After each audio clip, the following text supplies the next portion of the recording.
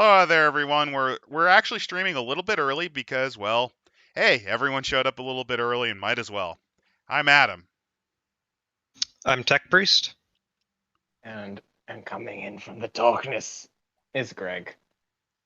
He's currently somewhere where you can't talk too loud, so he'll probably pick up in volume as we go along. And actually, this is the first of what I'm going to call the Spoop month episodes because, well, for this month of October, we're mostly going to cover the Chronicles / World / whatever of Darkness. Spooky, sperry, spell, We might even do the most cursed book of all. The Anarch book. God, no. That the Age one of that War book that's being written by the LARPer. no, the one that you have, the one that I keep insisting we should read. Oh, is it the one? Is it Changing Breed's sequel? No, Requiem for Rome, maybe. Now you're just being ridiculous. I'd rather read Changing Beasts 2, Electric Boogaloo. Would you rather read Blood Dimmed Tides? I'd rather review the Speed Racer TBRPG. Hold on, let me the find sad thing is, I think that does exist. I think it does. It probably does. Somebody's probably made it. While he's looking up Requiem of Rome, tonight we're actually going to do, based on the thumbnail and the title, we're doing Viking Age Werewolf and Geist, but no, it's not going to be a bunch of Swedish pagans, unfortunately. Well, let's just get into it. I'm already disappointed because I kind of spoiled myself a little bit with the skim. But we do start with something fun. Terrible art. The art for this section is all very phoned in. Very phoned in. Definitely. Also, because here's the cover of the book I was talking about. Adam. One way of putting it. That's one way of putting this. That's one way of putting this. Oh, it's cute to think that. Okay, let me show you that. I'm gonna have to do the ghetto move of going back into the main look to hide Discord, since I don't think you want the PMs to be seen. Open the original to show this particular great thing. And I'd zoom in, but that'd probably screw something up if I did. So here's Blood Dimmed Tides for everyone here. I see Cthulhu's, cuttlefish, giant crab, obviously. This is one of the weirdest books that White Wolf ever wrote. It took me this long to realize this is their other werewolf line. And this is the same. By the way, this is saying something. This is Werewolf the Apocalypse, and it took me this long to realize that. Part of it's Werewolf the Apocalypse, part of it's Wraith, part of it is Vampire, and part of it is OG Changeling. You know, the ones that are all full of whimsy. And also pedophiles. Lots of pedophiles. Don't mess with the OG Changeling crowd. There's like 5 of them, but they'll kick your ass. Well, no, they won't kick your ass, but their imaginary friends will. No. They'll trick your ass. But if you live within if you just live within like 3 miles of a school, they can't get near you. Anyway, back to bad art. Yeah.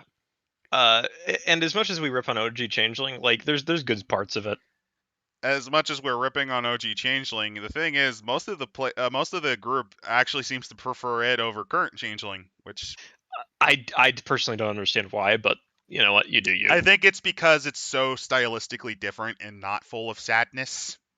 Yeah, that's true.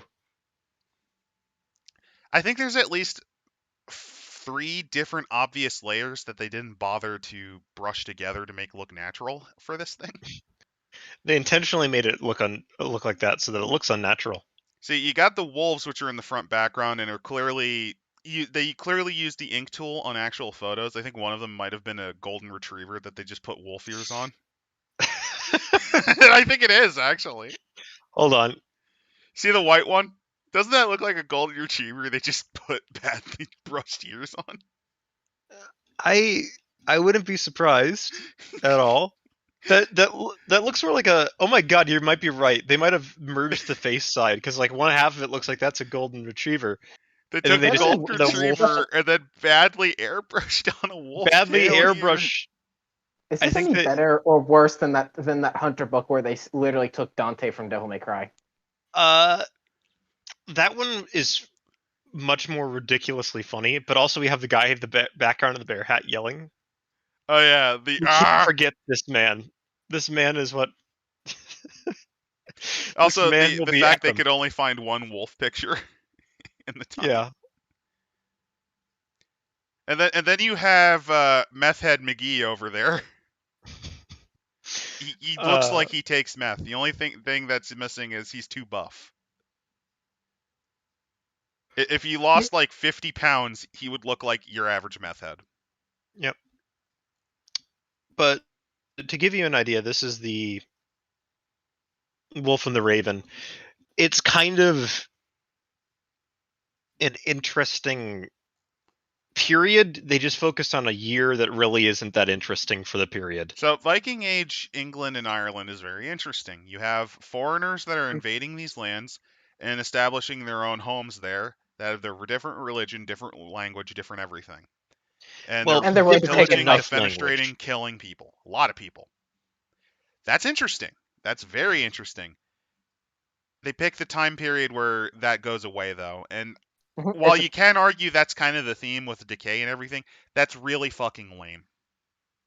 Yep. The theme is Outlanders, actually, for this section. And they're not Outlanders. They've been there for 200 years at this point. Because the first Viking raid was in 793. And considering the Anglo-Saxons only showed up around 500.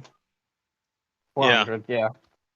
They've got about as much of a claim as everybody else does to England at this point. And 150 years prior, King Alfred the Great actually agreed that anything north of, there's this one river around Yorkshire, is under Danelaw. Because he did beat the Vikings. He was the first of the petty kings of England to do it. But he couldn't kick them out. They were way too powerful. They were too powerful, and they did things like bathe and not smell like absolute garbage, which made all the women flock to them. And they didn't give all their money to churches. Yeah. So they actually had money to spend on things like beard care. And better equipment. Yeah. And armies, yeah. The really funny thing is that there is an English chronicler that basically bitches how the Chad Vikings are. He goes full incel and complains about how the Vikings treat themselves as women because they bathe every 2 to 3 days. They bathe like every week in the river and they take care of their long hair, and it's they brush their hair. And women like them more than our own men, and this dude just but they can't even read. So the theme is Outlanders. People can be outsiders for generations, though by the Battle of Klontarf, which is an actual battle in Ireland. Yes, this is in Ireland, which makes this... It makes sense because Ireland at certain points were basically dominated by Vikings, but on the other hand, fucking why? It is a bit of a... But why? But why, though? Because there's a lot more interesting stuff in the Viking era in Ireland than the Battle of Klontarf. So the Viking raids have slowed and the Danes have built their villages. So who wouldn't want St. Patrick? I mean, St. Patrick was a Viking slave. Can't you envision St. No, Patrick he wasn't actually kink shaming the shit? Well, hey, it's World of Darkness. Yeah. That'd be old World of Darkness where they do dumb shit like that all the time.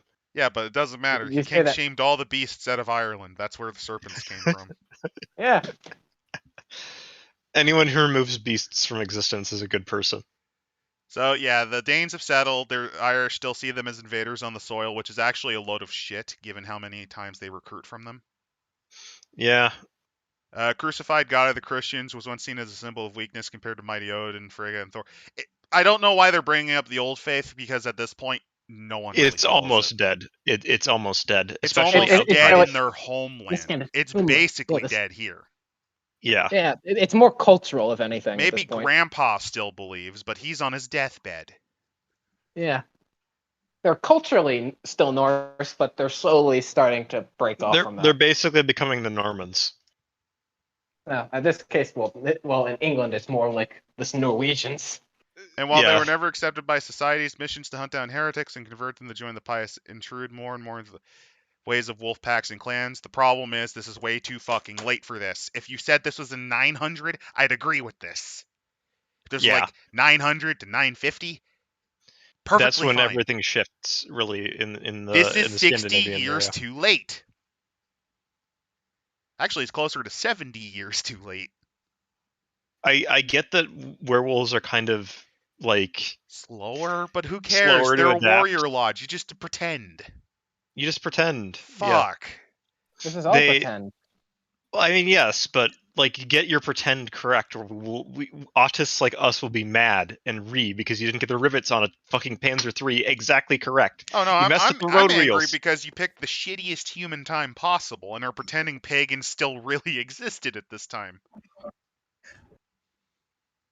This would be like the equivalent of saying Christianity existed in the time of Akhenaten. No, I think more accurately, it's be like, you see, the Irish pagans fought valiantly against the Vikings. Oh God, I wouldn't be surprised. I wouldn't be surprised if the person who wrote this actually, maybe not the person who wrote this, but like some people in Onyx Path actually think this. God no. Okay, so there's also Crossroads Fury. The world is changing and not in the Vikings' favor. Villages and foreign lands are torn by alliances of the old country and the new. And armies clash as kings expand their realm or reject dissidents. The thing is, it's more of, at this point, the Isles are starting to centralize, except in Ireland. Yeah, well, Ireland will remain a Thunderdome until like Cromwell comes over. Well, in all fairness to this, I think they're more referring to that time where the English massacred all the Danes living in Northumbria. That was like 100 years before this point. That's though. more than 100 years before then. Yeah, I'm saying that that's like one of the only examples I can think of. And even then, the Danes still won because this is the time of fucking King Canute. King Canute the Great. Yes. Nude up or shut up. This is so. Worst fucking year you could take. Even Stamford Bridge, even William the Conqueror and Harold Hardrada would have been better times. Because it really is the last of the Viking Age. Because it's literally Harold the Hardrada old Viking... is literally the last Viking king. The funniest bit about it is that it's literally the transition from the Norse to the new, because the Norwegians were very much their language was starting to become what we know as Norwegian. It had diversified over the last like 2 centuries, but like again, it's the last bit. But the Normans are just Vikings that have become French. That's literally the thing. It's literally the Viking raids of England of 1066. So that's why it would work better than this. This is so disappointing. This is up there with the Alexander one. Yeah. The difference is the Alexander one, great time, amazing time. He's on his deathbed or dead. That's an amazing period to start at. And you can even have the fall apart. You can even do like early Diadochi Wars. Amazing. Yeah, the run up to the Diadochi Wars is very interesting as well. And they talk about it, and that's why that period, great period, bad writing, bad scenarios. This period, though, at least they go. This is one of the worst. And I actually argue this is worse than their 50s New Zealand one. 50s New Zealand. Because that at least is such a wall banger. It's so out of left field. Creative. It's creative. It's creative, but in the most frustrating way. Yeah. Like imagine if in the Imagination episode of SpongeBob, right, where they do the pirates fighting robots on Zombie Pirate Island or whatever. And you see it, and it's like them playing with toys. Like, you don't hear the sound effects. You just hear what they hear in the box. I don't know. What's in the box? I don't know how to explain it. It's like, of all of the paths you pick this one. It's like if you find out you're getting ice cream, but then you realize we're getting McDonald's, and then this is McDonald's at home. Exactly. Okay, this is like if you won a lottery ticket and you find and you think, "Oh God, I got the big win," and you get $1. Yeah, that's the big win. It's $1. Yeah, they They do go into some actual like historical stuff in the next section about the fact and that's really probably what'll save it, maybe. So anyway, Vikings come from sources writing centuries after because, well, Vikings didn't really write their chronicles unless they're really important, in which case they would on runestones. They would, or they had a lot of oral tradition. The Sagas, like we yes. The Sagas. The only things written most things from Vikings are people who wrote about them. Yes, and they even highlight horn helmets. Nope, Vikings did not wear horns. They weren't filthy. They actually were probably cleaner than your average Anglo-Saxon. As we mentioned before, they actually cared about their appearance, blonde-haired and blue-eyed. That might have been chronicled by Roman historians Tacitus because, well, blonde and red hairs, lighter hairs and skin was more common among Germanic people. And also, it was very foreign to Tacitus, so of course he would mention it. And yeah, it was true. A lot of Vikings did have red, strawberry blonde hair, but honestly, they were just as likely to have brown and black hair. Yeah, and the only difference between a Viking and a Viking and an Anglo-Saxon is their language, really, and an Irishman too. Language and to a good extent the cultural customs. Also, they do mention that the Vikings did use like hair bleach quite a bit. Yeah. Which again, when you consider how obsessed they were with cleanliness, it would make sense that they'd accidentally bleach their hair with strong soaps and strong cleaning agents over time. Which, given that it makes them look more exotic, I wouldn't be surprised if they figured out that it's a cool idea to do on purpose. Yes. And last, another one they do is Shield Maidens, which this one historians aren't sure on, but what I'm thinking... There's definitely what happened with there's evidence of them fighting, but what's more likely to happen is it's more of the Japanese and nomadic approach where they fought, but usually it was in defense of the homestead. Yeah. Like, they can pick up swords, but that was to protect their children and the village when the men were off. Mm-hmm. Which unlike the fair Christian folk who scream as their towns get burned and they get poorly. Yep, and they're basically saying for this one you could totally do Shield Maidens if you want, which hey, fine with me. Yeah, like fine. You're basically your supernatural things. You're already rare as fuck. So just go for it. You're natural, and the way your brain works makes you very different from a normal human anyway. So sure. Yeah. They also basically say that like personal freedom and liberty, it's an important part of like you are your own man, but at the same time, slaves and slave trading were the backbone of the economy of most of the known world. They believe very much in going your own path, but that going your own path might mean restricting someone else's own path. And the Vikings were not above slavery. They did use it at this point in time. Dublin was a massive slave hub. Yes. Also, it's important to note that the sort of slavery that you saw in a lot of the ancient world and into the early modern era before a lot of it was timed. Like the thing is that enslave you, but it's for 10 years. It's for like 5 to 10 years. Like for example, in the Congo. Yeah. Also, they could even buy a lot of slaves in this time could buy their freedom back. Yes, and because the pricing wasn't too ridiculous.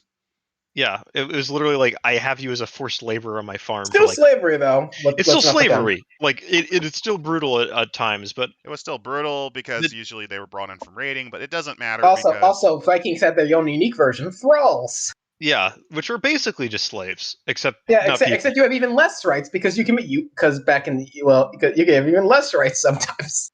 Yeah, depending on what you did. Yeah, and even if we know it wasn't common, there are at least some records of human sacrifice among thralls.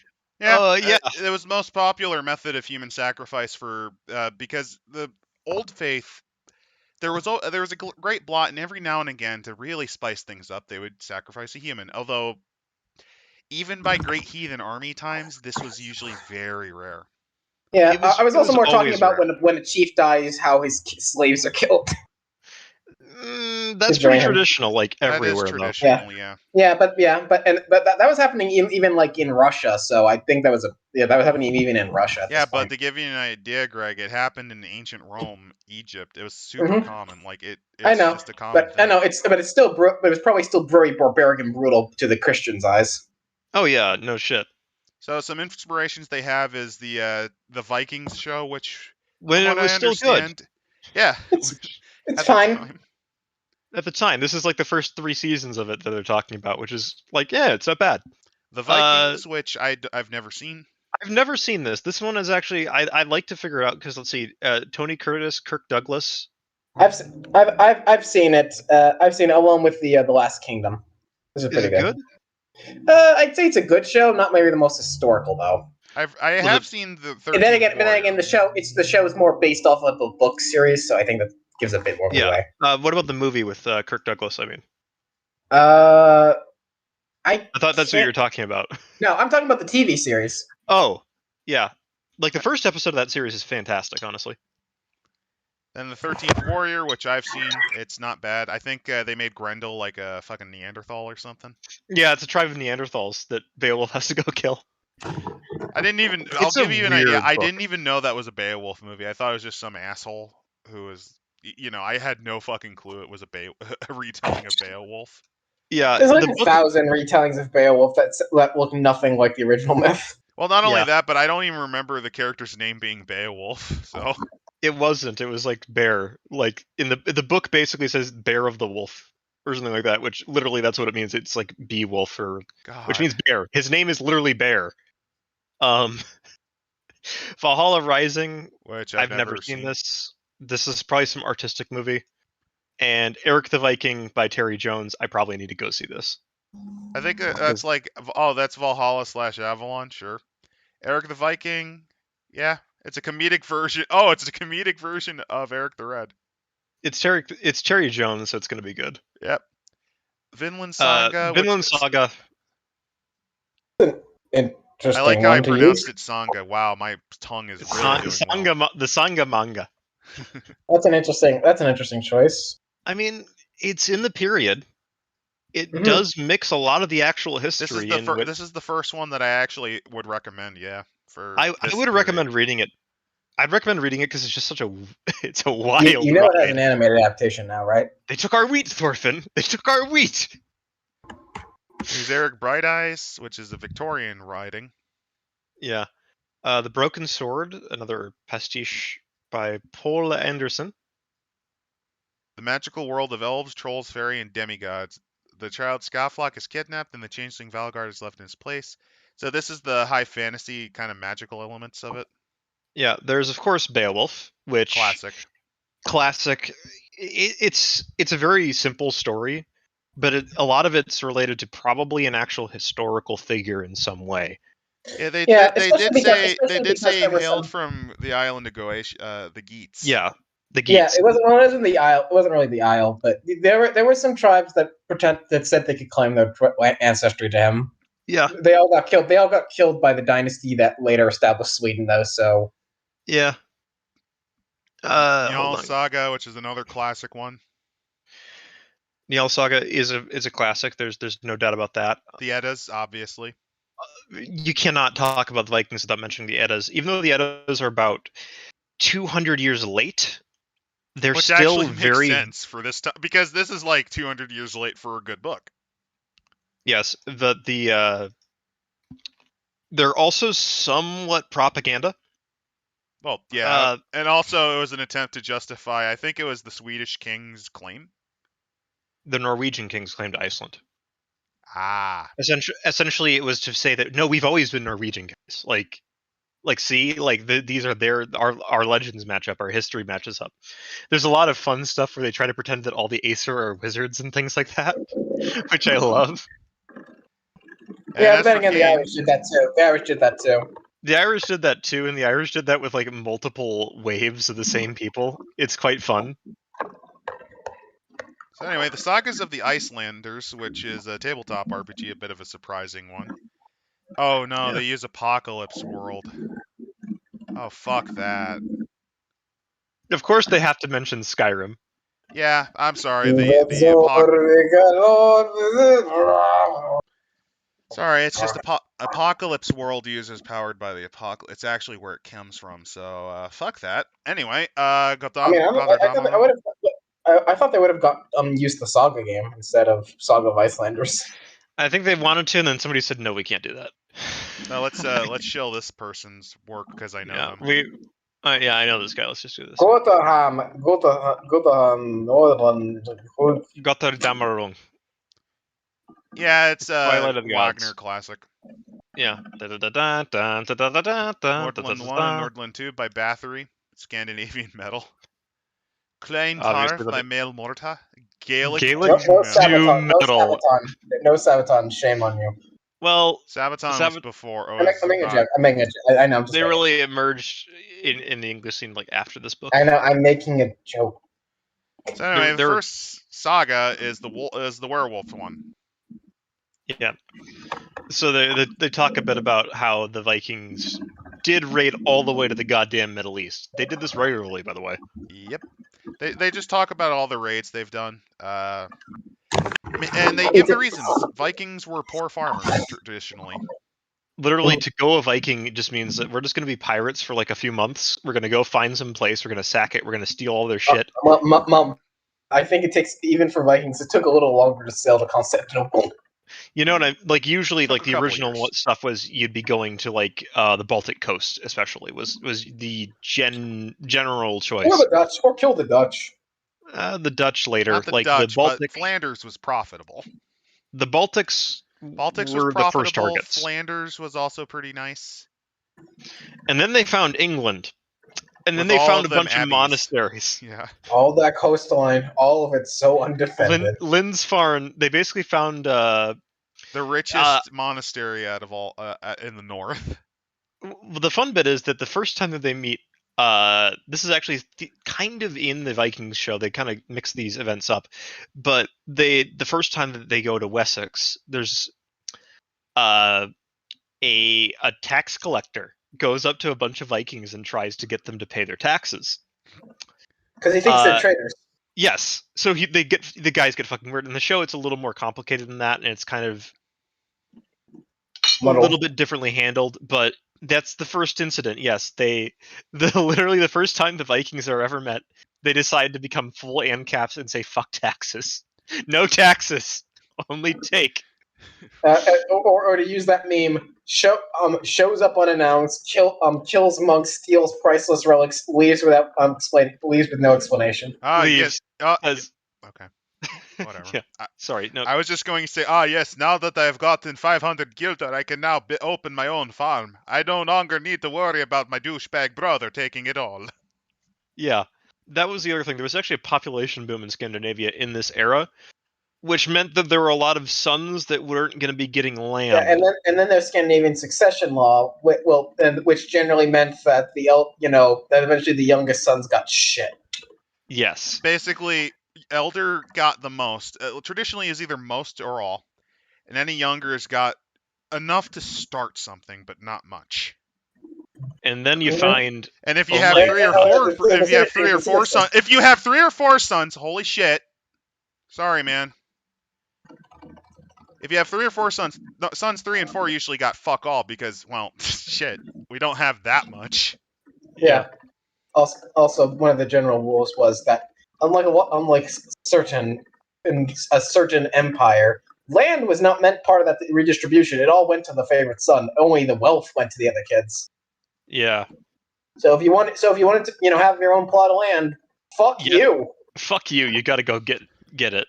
And they decided, the absolute madman, that they would. Well, first what they did was they would gather more wealth so that they can buy it, but then land became scarce because of the boom. Yes. Well, shit. What do we do now? Oh, wait. You know that place that my dad or I raided 10, 20 years ago? Why don't we just go there? Let's just take it. It's not like they're going to be able to resist. We kicked their asses. First they had a few detours into, murdering the Franks. That was actually quite fun. They basically, this is another fact that people forget about a lot of tribal peoples throughout history ever, is that it's very common for them to go up to a more settled area and offer their services as mercenaries. The Vikings were masters of this to the point where they literally carved out kingdoms by doing this. They learned it from the Anglos. They basically did it. The Anglo-Saxons basically did the same thing. You'd go You'd go in, you have your small group of people, and you say, "Hey, local lord, I will fight for you for 1 gold coin." And of course, the local lord's like, "That's a fucking great deal. I'll pay you 1 gold coin, you dumb fuck." It's a lot cheaper than those other guys. But also you have to let me and my family and like all my extended family on with me. Oh, please, okay, yeah, that sounds great. And then oh shit, there's like 300 of them because it's like, yeah, that's my cousin Snorri and Snorri, and then Snorri. Don't worry, they're willing to fight. They're willing to fight too, as long as they can bring over their family. Yeah, it's like, oh wait, you have that many relatives? Well, yes, there's there's cousin Snorri, and then there's cousin Ragnar, and that's cousin Tolbrok, and that's cousin Snorri. And they are all willing to fight, but only if their family come. So I have land, but not enough. I have no money, but I have land. I give land, you give me sword. Yeah, and then that's basically how the Normans happened. It's quite fun. Don't forget the time that they managed to raid Paris. Yeah, they did. They held Paris hostage. Yes, they held Paris hostage for money. Paris hostage. And it's great. Yeah, they cut off Paris from the rest of France. Carolingians, pay what you owe us, or else we burn it to the ground. But then of course you can't talk about it without talking about the Mad Lad Hastings and his trip to not Rome. Yeah. Essentially, this old Viking was sailing into the Mediterranean, and he thought he landed in Rome and wanted, like a true Viking, to burn it to the ground, but he couldn't get in. The walls were too good. I don't actually remember the city they actually went to, but the story is that he had a devious idea. He died. And his men told the priest that in his last moments he died. He confessed to a local slave preacher, and that he wanted to die, be buried like a Christian. So they let him in the city, and then during the funeral, he popped out of his coffin with a sword to kill everyone in there in the church, and then opened the door. That's pretty great. I like that. They then burned the city to the ground. Fun fact, we found archaeological ruins of Viking expeditions as far east as goddamn Persia, like the coasts of the Caspian Sea. Yeah, they got around. I think they might have even made it to the Aral, but I know they made it to the Caspian if there was a waterway, they could go it. The other reason for this is, I think somebody made a point of this, that like their boats are basically designed for river warfare and river travel. They can go through the high seas, yes, but they're basically designed for really nasty rivers and marshes and things like that. Mainly because Norway's fjords are nasty. Yeah. So what happens when there's a bunch of people who have never ever had a giant force of ships suddenly sail up a major river towards them? They get fucked. Shit your pants and pray to God. Yeah, that's basically what happened. That's basically what happened all over Europe. Is that if there was water, there was probably a Viking there looking to raid you. You look out your backyard. Hear wind horns? Oh no! Oh no! It rained. They're coming over the water. So they explain a little bit on this. They actually explain a good deal of this, but the problem is it doesn't fucking matter because this means nothing because of the time period this takes place in. Yeah. It gives you info and it's cool, and we kind of explained a good deal of how far they went. But again, this is 1014, so fuck all that. Anyway, werewolves also participated in this in the World of Darkness. Actually, oh my god, I just thought of something now. I just need to say something since it was just 1014. I remember something. This is 14 years after Vinland. I know. Yeah. Come on. They could have done Vinland Saga. Literally Vinland. They could have, and they didn't. But yes, essentially, the most important thing to remember is that werewolves in 2E are not only border police. They're basically like they must hunt. They must hunt something. They're wolves. They're going to fucking kill shit. They're driven to kill. And being a Viking was a great way to release that outlet. They're driven to kill something, whether it's a spirit or a person or whatever. They have to hunt it. That's their sacred prey. That's what they have to do. And or else they lose their minds. Yeah, they'll go crazy. And this is also great for any werewolf packs in Scandinavia because it's like, holy shit. I heard Snorri's taking his entire extended family to go beat up some French people. Let's join him and murder those people. This is perfect. Like, we can sacrifice to the Great Wolf. We can do it. Hell yeah. But yeah, they pushed out almost everywhere. Like, they got from internal disputes, military pressure, all of it. They went fucking everywhere. They did like regular journeys all the way to essentially the Greek-speaking world and beyond. Like, to give you an idea, Arab documentation, even the Arabs experienced the occasional raid. They experienced, at least along the Levant. Yeah, they'd experienced the occasional raid. There were probably Vikings that ended up settling in those areas at one point or another because it's just like, fuck it, I shipwrecked here, I'm just going to stay. And occasionally, because they also did trading as much as they raided, they often would bring wares that you wouldn't get, like from the Baltic, to there.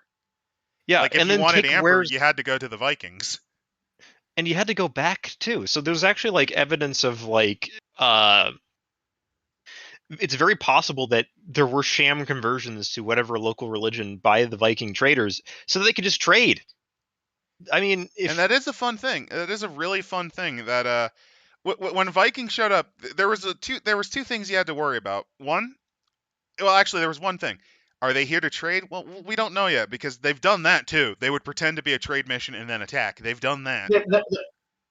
Also, that's typically you would be able to tell usually if there were like certain symbols and stuff like that. Like, for instance, if they had their weapons on the edge of the ship, that usually meant we're here for war. We're here for war if the shields are out. That's usually the only tell. But awful Vikings, like the guy who faked his death, they would pretend to trade and then attack. Then attack you. The absolute madmen. Also, just as another thing, don't forget the Vikings were indiscriminate.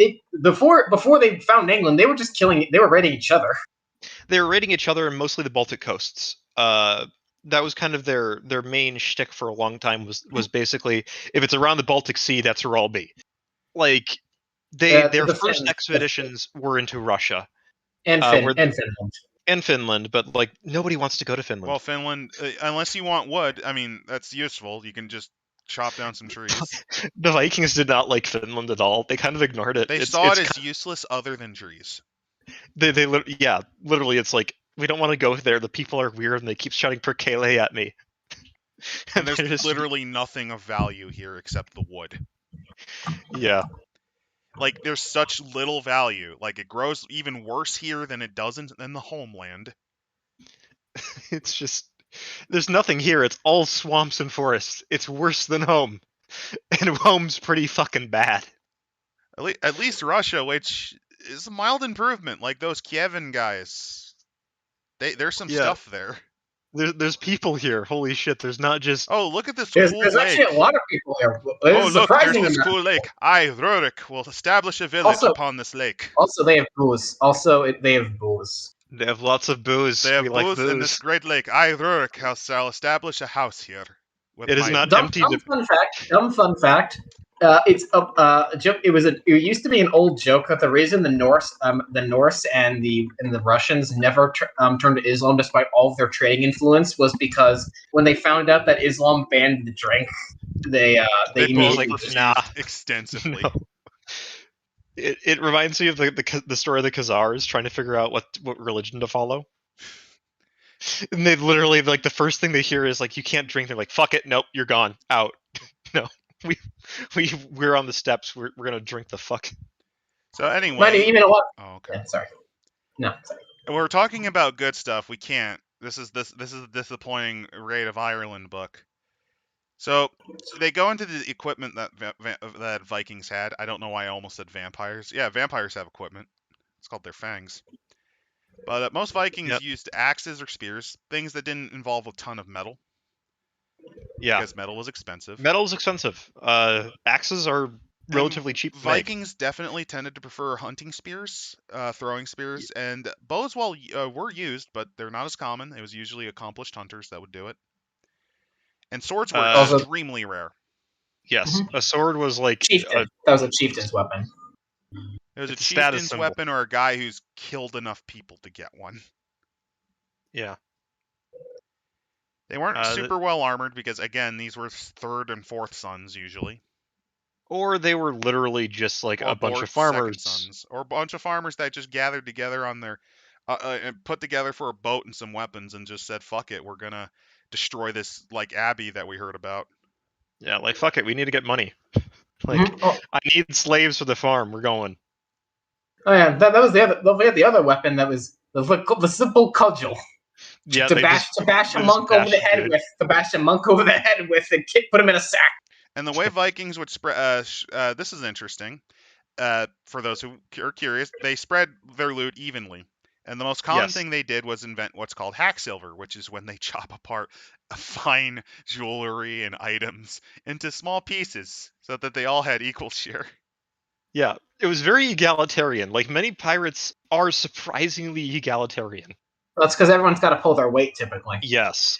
Also, everybody's incredibly poor, so even a little bit usually goes a long way. Yeah, and unlike any maritime system, there's no greater command chains that they have to fear punishment from. Because if you kill the captain in a military vessel, you're all going to get court-martialed and hung. But if you kill the captain on a pirate ship, you just get a new captain. Elect a new captain. Well, then you just elect a new captain. Yeah. Oh, and for those wondering, New Frontiers, we kind of covered most of it, so there's no real point. They do talk a bit about all this. They have some fun bits. We covered most of it, so... We've got Eastern Europe, Iceland, the Danelaw, Normandy. We explained all that. So, yeah, then they got the towns, which these are interesting because they actually tell you some of the neat stuff. Settings. Like Dublin, for example, was founded by Vikings. Yep, 853. I was thinking it's more local. Based on tomb evidence, it's possible that Ivar himself established it. Yes. Or at least moved there. There's also York, which was basically, this is one of my favorite myths because it's actually a retelling of how Carthage was founded, if I remember right. I do want. Sorry, before I just want to say one thing. It's a bit of the Underworld of Darkness. Native packs say the rat werewolves came with the Danes. Yeah, they do. The rat hosts. The rat hosts are those that are possessed by rat spirits. I don't know. I just think that's funny. Yeah. We got rid of the fucking snake ones, but now they brought the rats here. It's worse. Yep, there's Hedeby, which basically it's a town in Denmark. Nobody gives a shit about it. I don't think it is. It they put less effort into it than they did the others, which tell you. Fire touched are posing as Christian missionaries. Is Hedeby relevant at all anymore? Actually, it was an important site at the time, and now it really isn't. It only gained prominence when they burned down another town. Yeah, it's actually in modern day Germany right now because of the Schleswig-Holstein thing.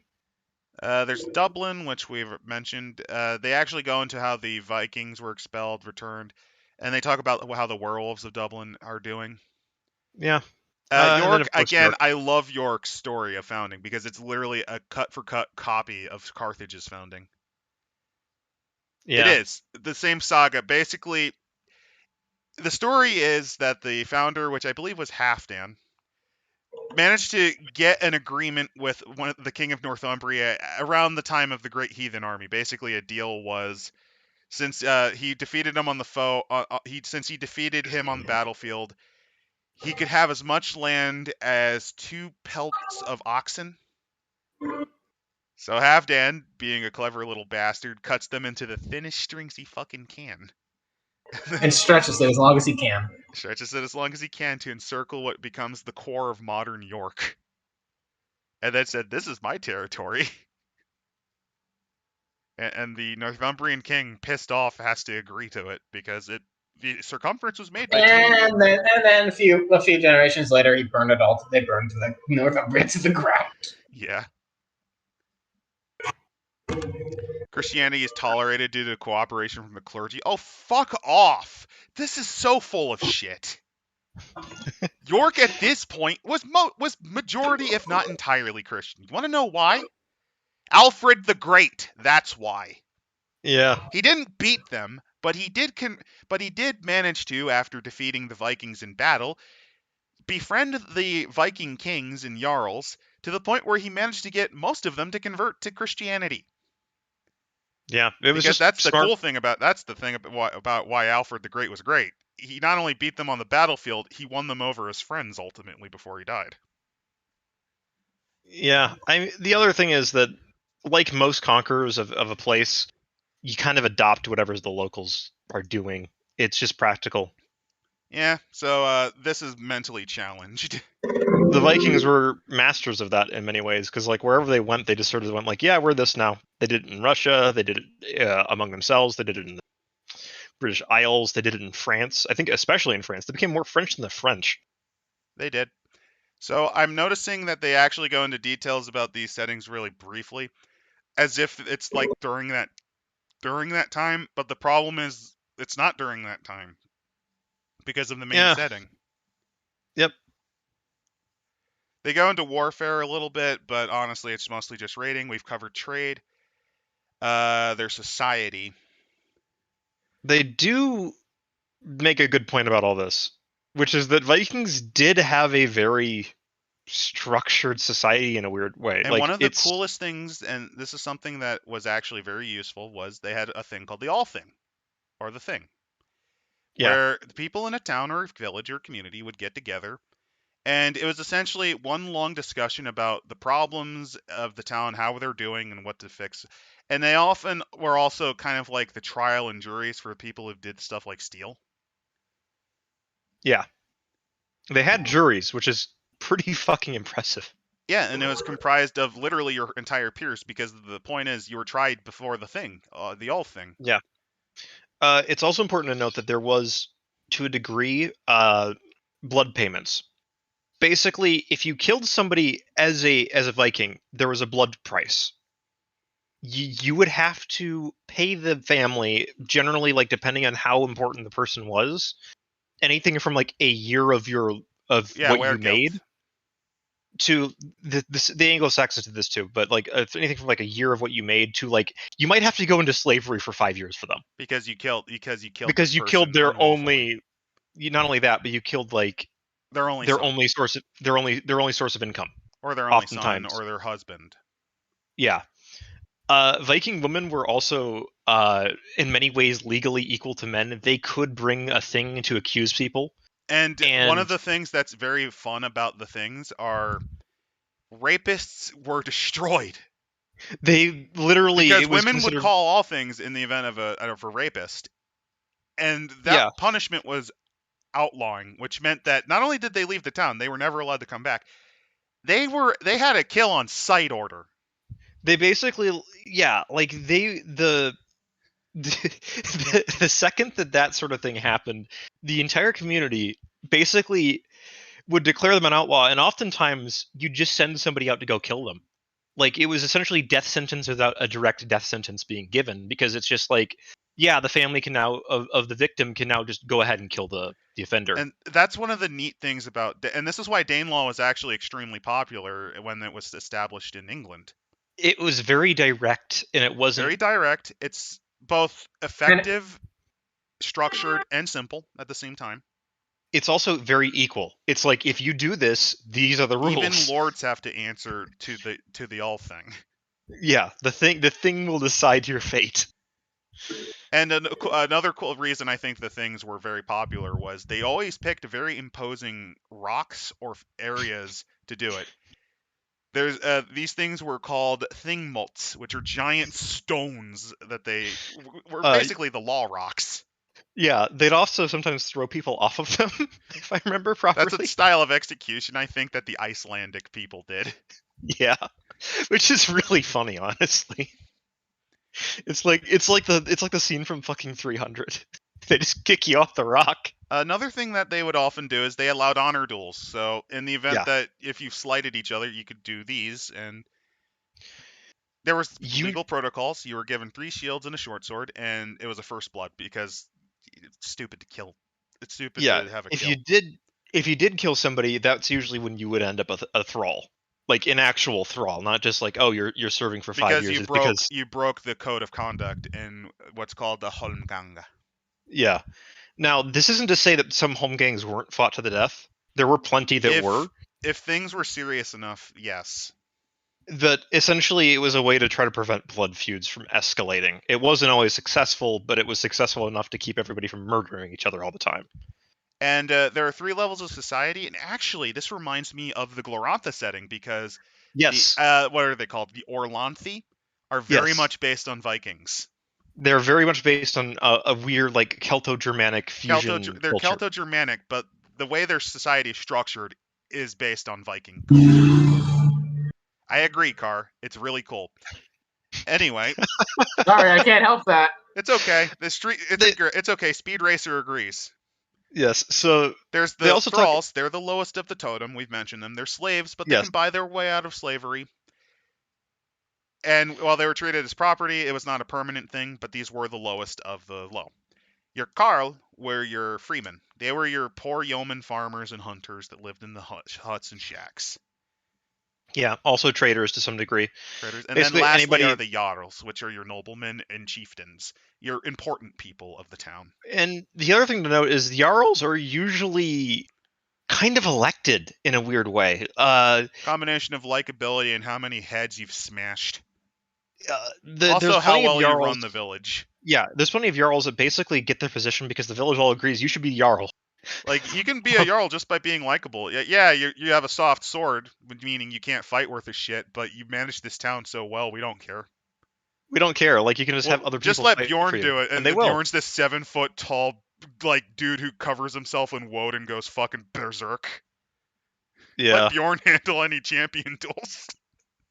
Yeah. There was plenty of that. As for religion... again, the Vikings were traders and raiders, as we mentioned before. Religion, they go over the basics. Like, it doesn't matter special in the setting, but basically the Vikings followed the Germanic or Norse pantheon. It's been revived in the form of a satyr. Basically, you have your pantheon, which is headed by Woden or Odin. Yeah. Who is the father of the Aesir, who is basically the father of Major Aesir, leader of the Aesir. Other figures include Thor, Loki, Frigg, Tyr, Freya, that sort of shit. They also, of course, reference how the Urathra interpret the... which I think is more interesting to talk about since that kind of relates to the character, even though at this point it doesn't matter.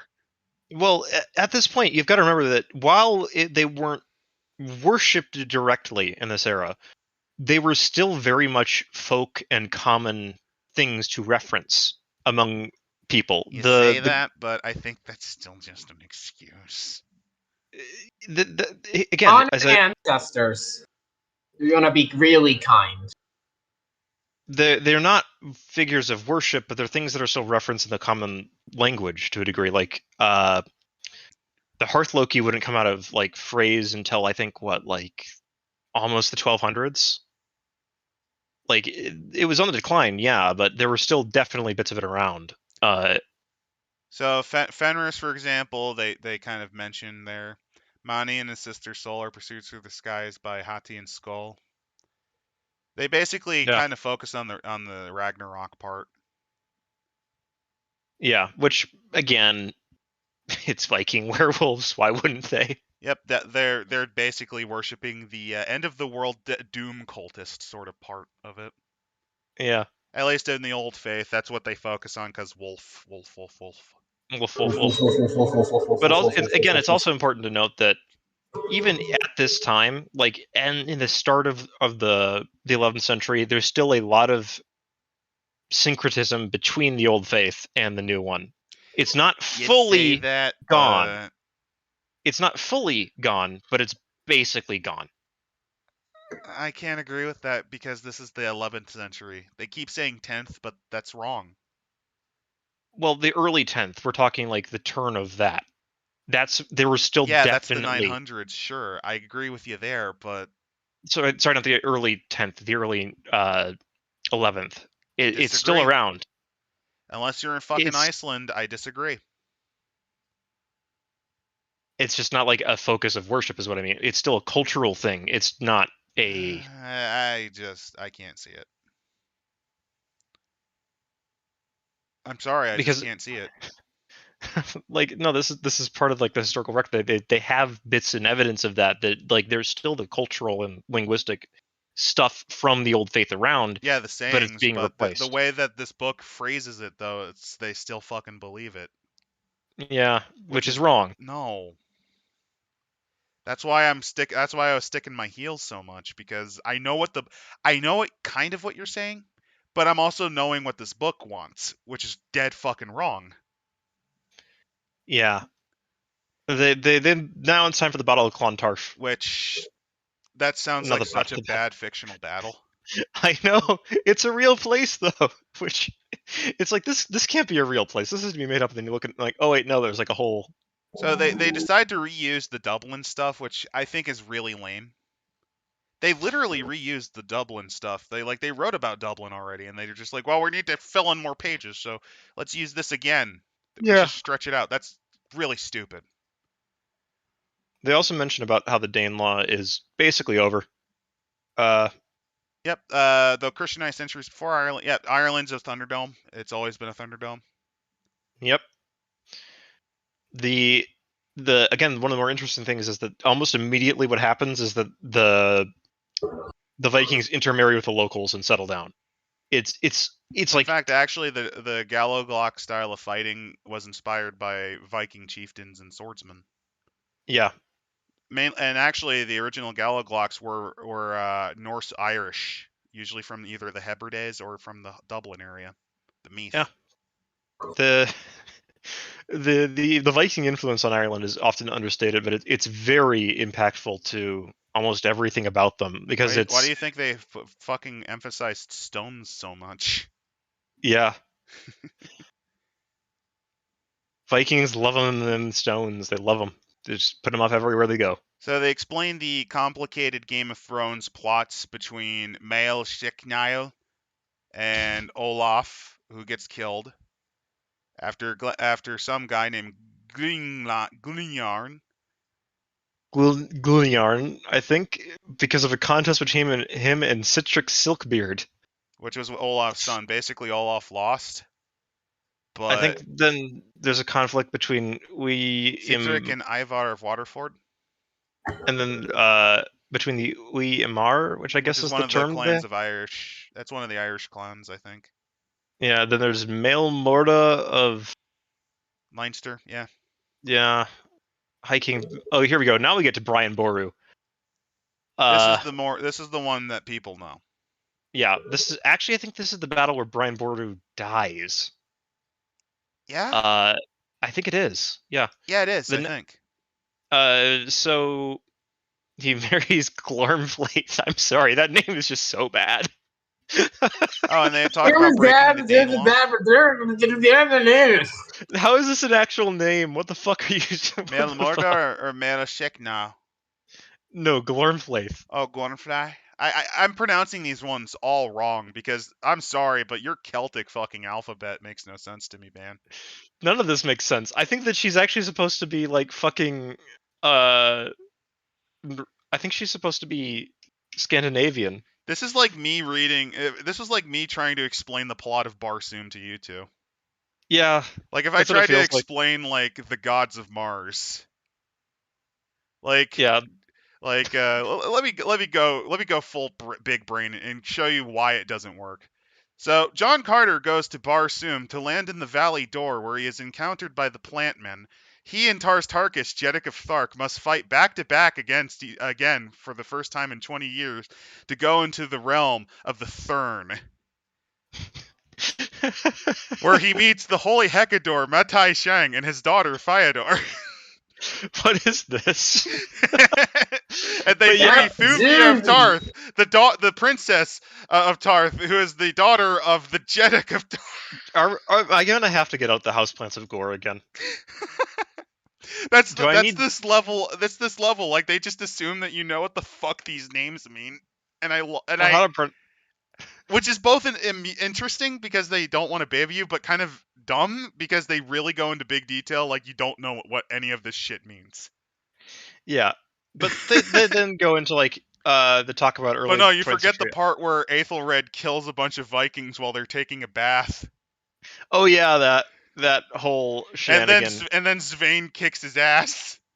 Yep, that's one of the more famous incidents of this period. That's why he became known as the Unready, because because both he himself was unready for Svein beating the shit out of him.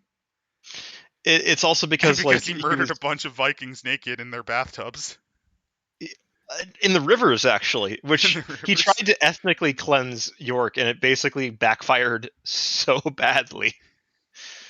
But right. So early 11th century Dublin, aka the shittiest place to ever have this in.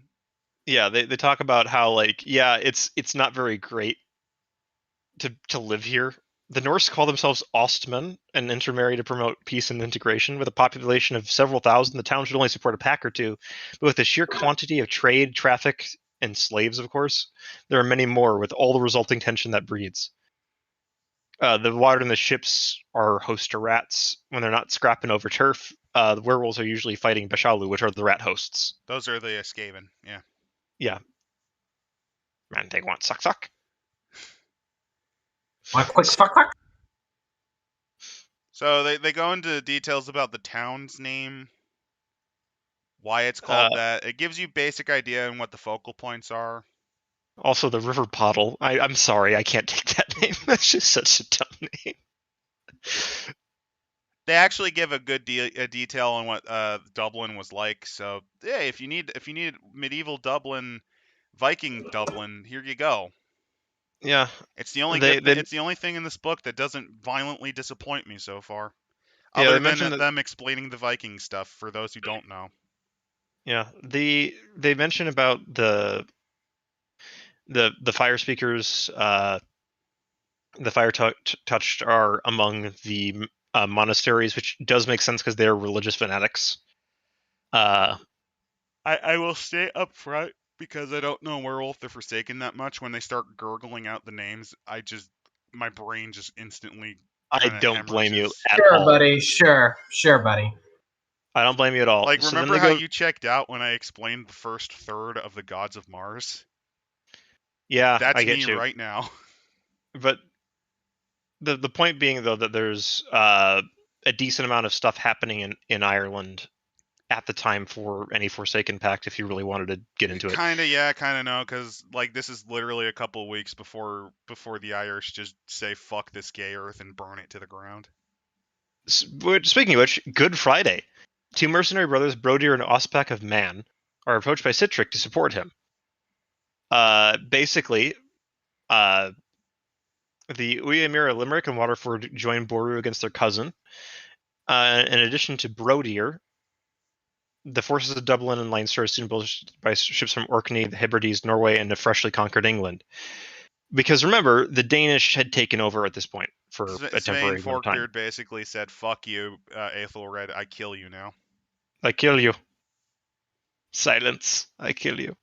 So the superstition kind of is on both sides here, which is really dumb because they're talking about a lot of this is basically just the Christians of Ireland really not liking the Vikings, even though they're also Christians. Yeah, and they're trying to emphasize the Vikings are still a little pagan because of sorcerers and whatever. Yeah, like, so... My brain is just kind of glazing over at this battle that I don't give a fuck about. Yeah, but like, basically, it's cool old men... because it kills Brian Boru, and this is like the last great stand of the Vikings in Dublin, but like, whatever. Like, cool, yeah. You learned about this battle. Okay. There's some pretty fucking metal stuff about this. So apparently goblins are murdering people now. Yeah. A bunch of people die. Werewolf. Boru's grandson dies in the fight. Some asshole named Brodir. I don't even remember who that is.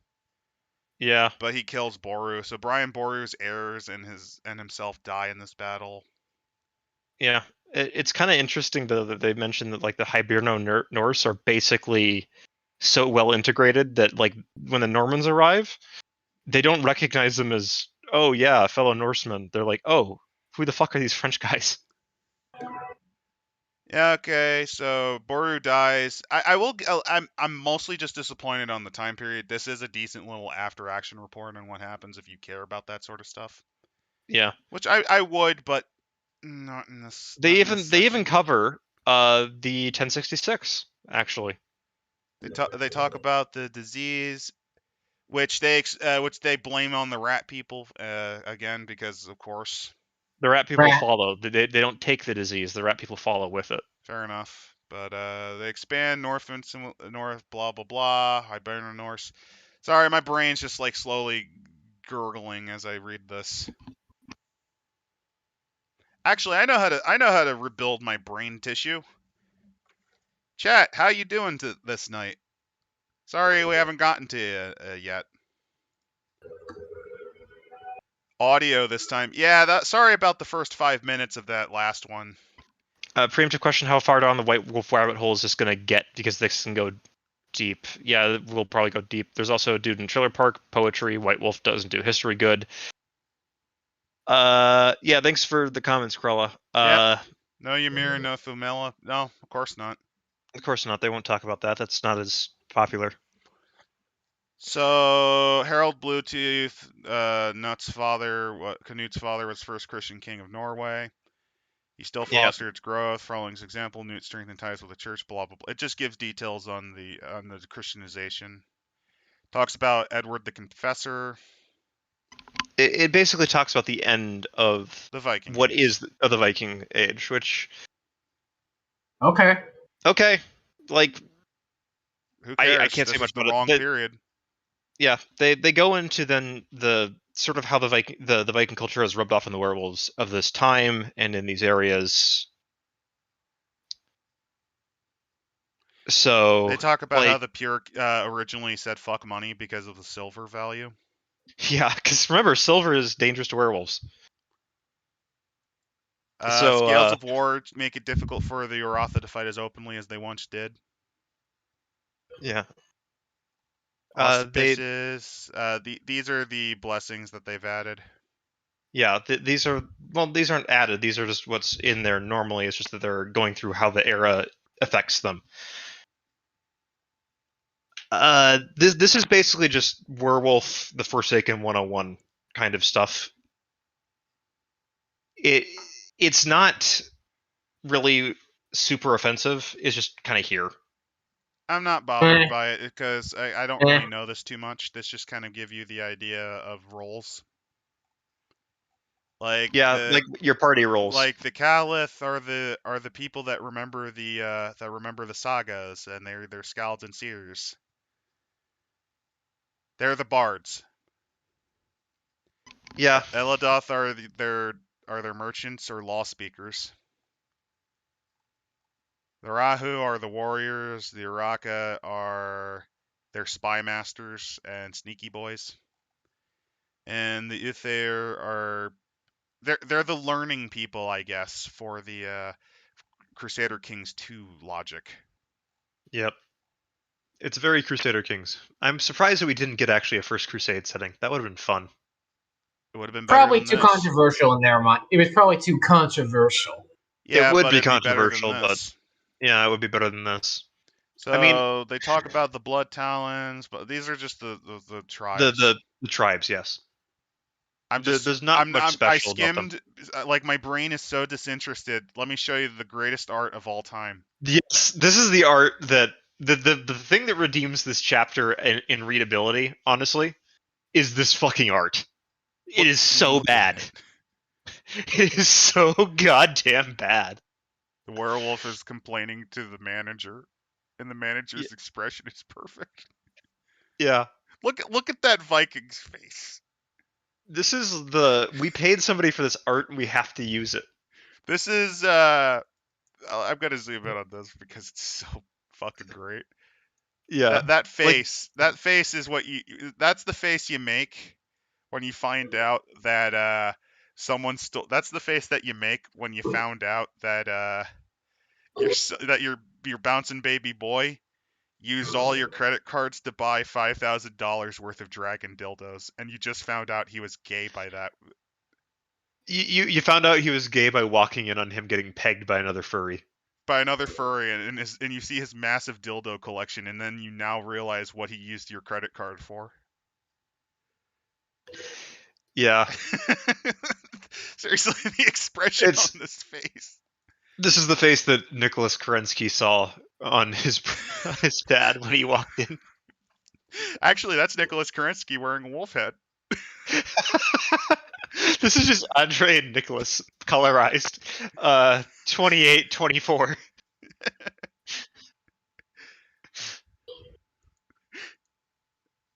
That I needed that because this is just what the different tribes do.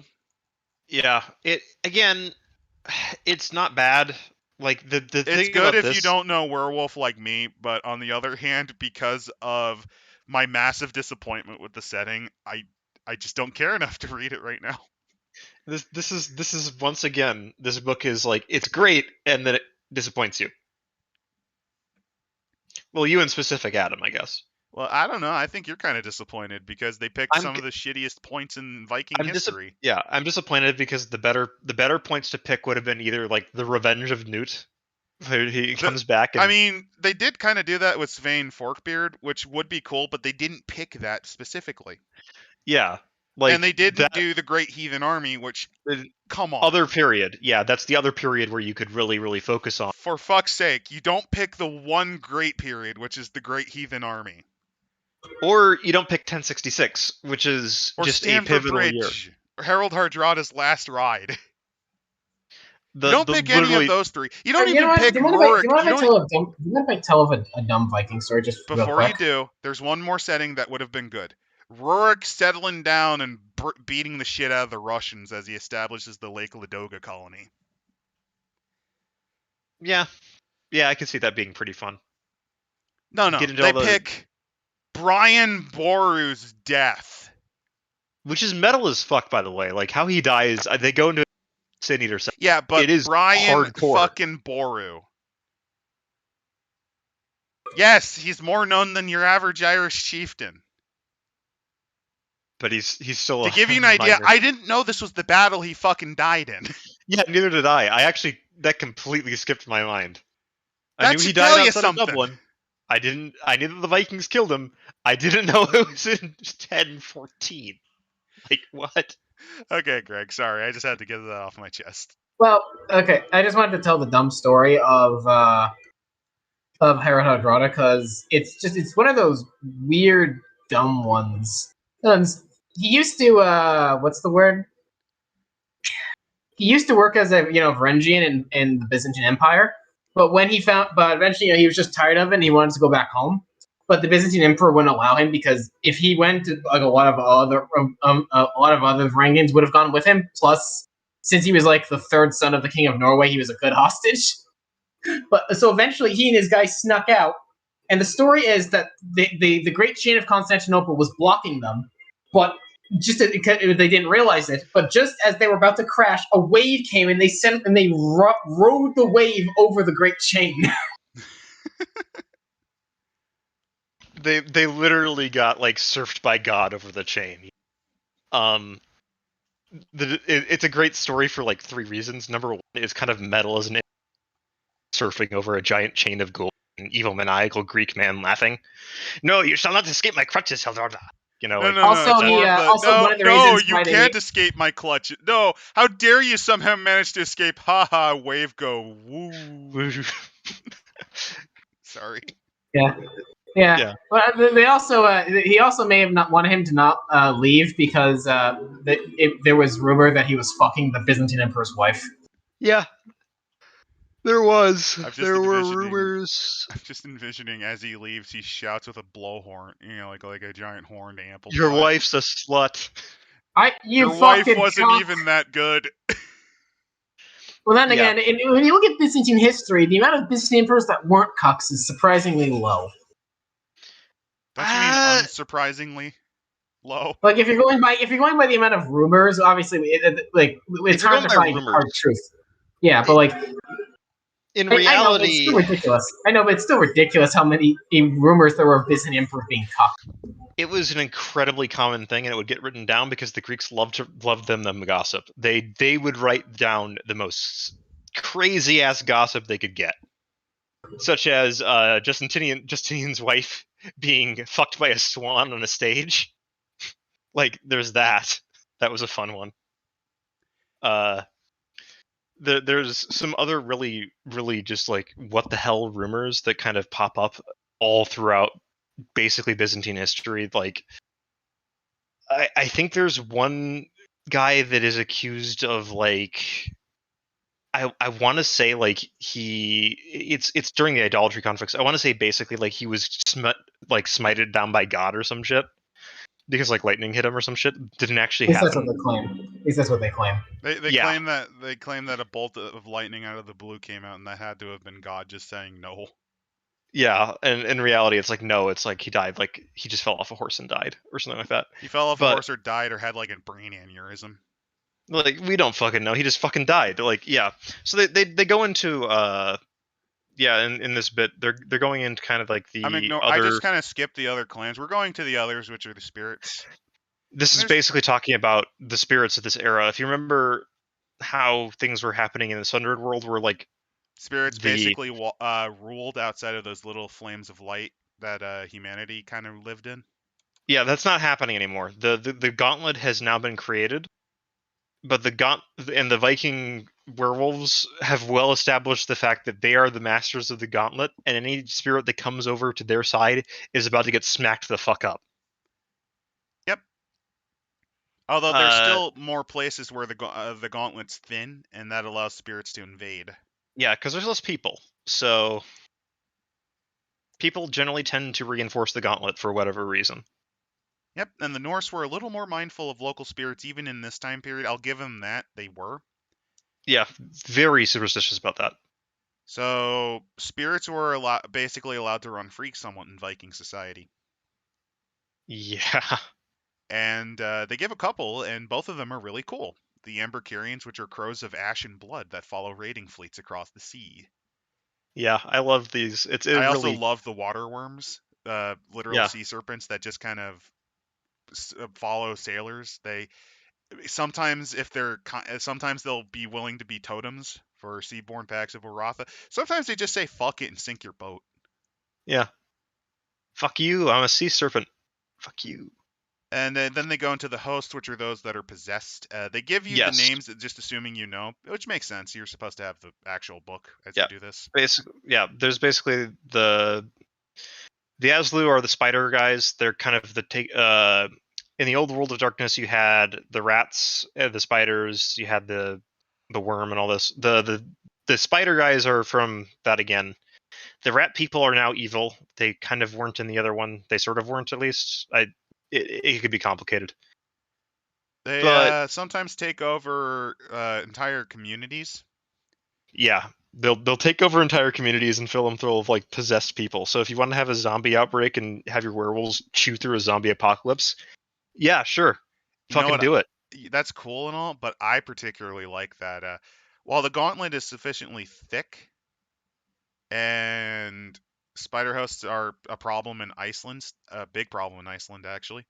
But one of the biggest problems in Iceland are glaciers are prevalent, and some of them are older than before our pre-sundering. The sundering, yeah. So there might be a giant monster that you have to fight in Iceland.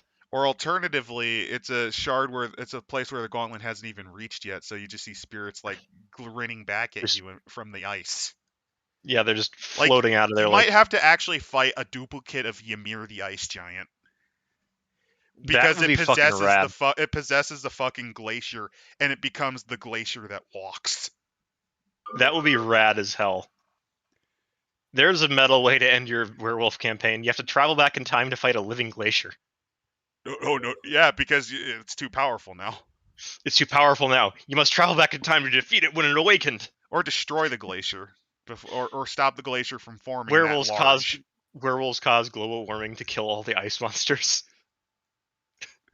Then there's I don't know what Becheloux are. Oh, the rat people. Those are the rat guys, yes. Yeah, they're a big problem in towns. Even though Vikings have better hygiene, the attitude towards medicine still gives them a pretty good avenue. Yeah. And then they talk about the pure.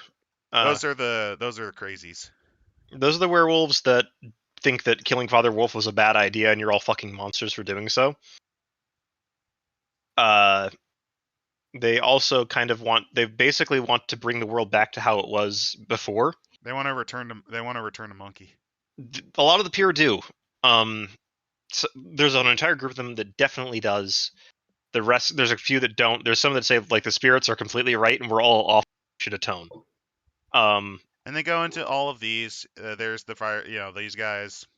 Fire touched, which are the missionary ones that say like the spirits are the actual thing. And they like to either, in olden times, either become the holy men that you would talk to in the Norse community, or become missionaries from Christ. They basically, because remember, they're talking about like the apocalypse all the fucking time. And what better way, especially in earlier settings, where this would actually be a good early setting villain, where a fire touch is the local, not necessarily witch hunter, but pagan hunter. Or just like local fanatic.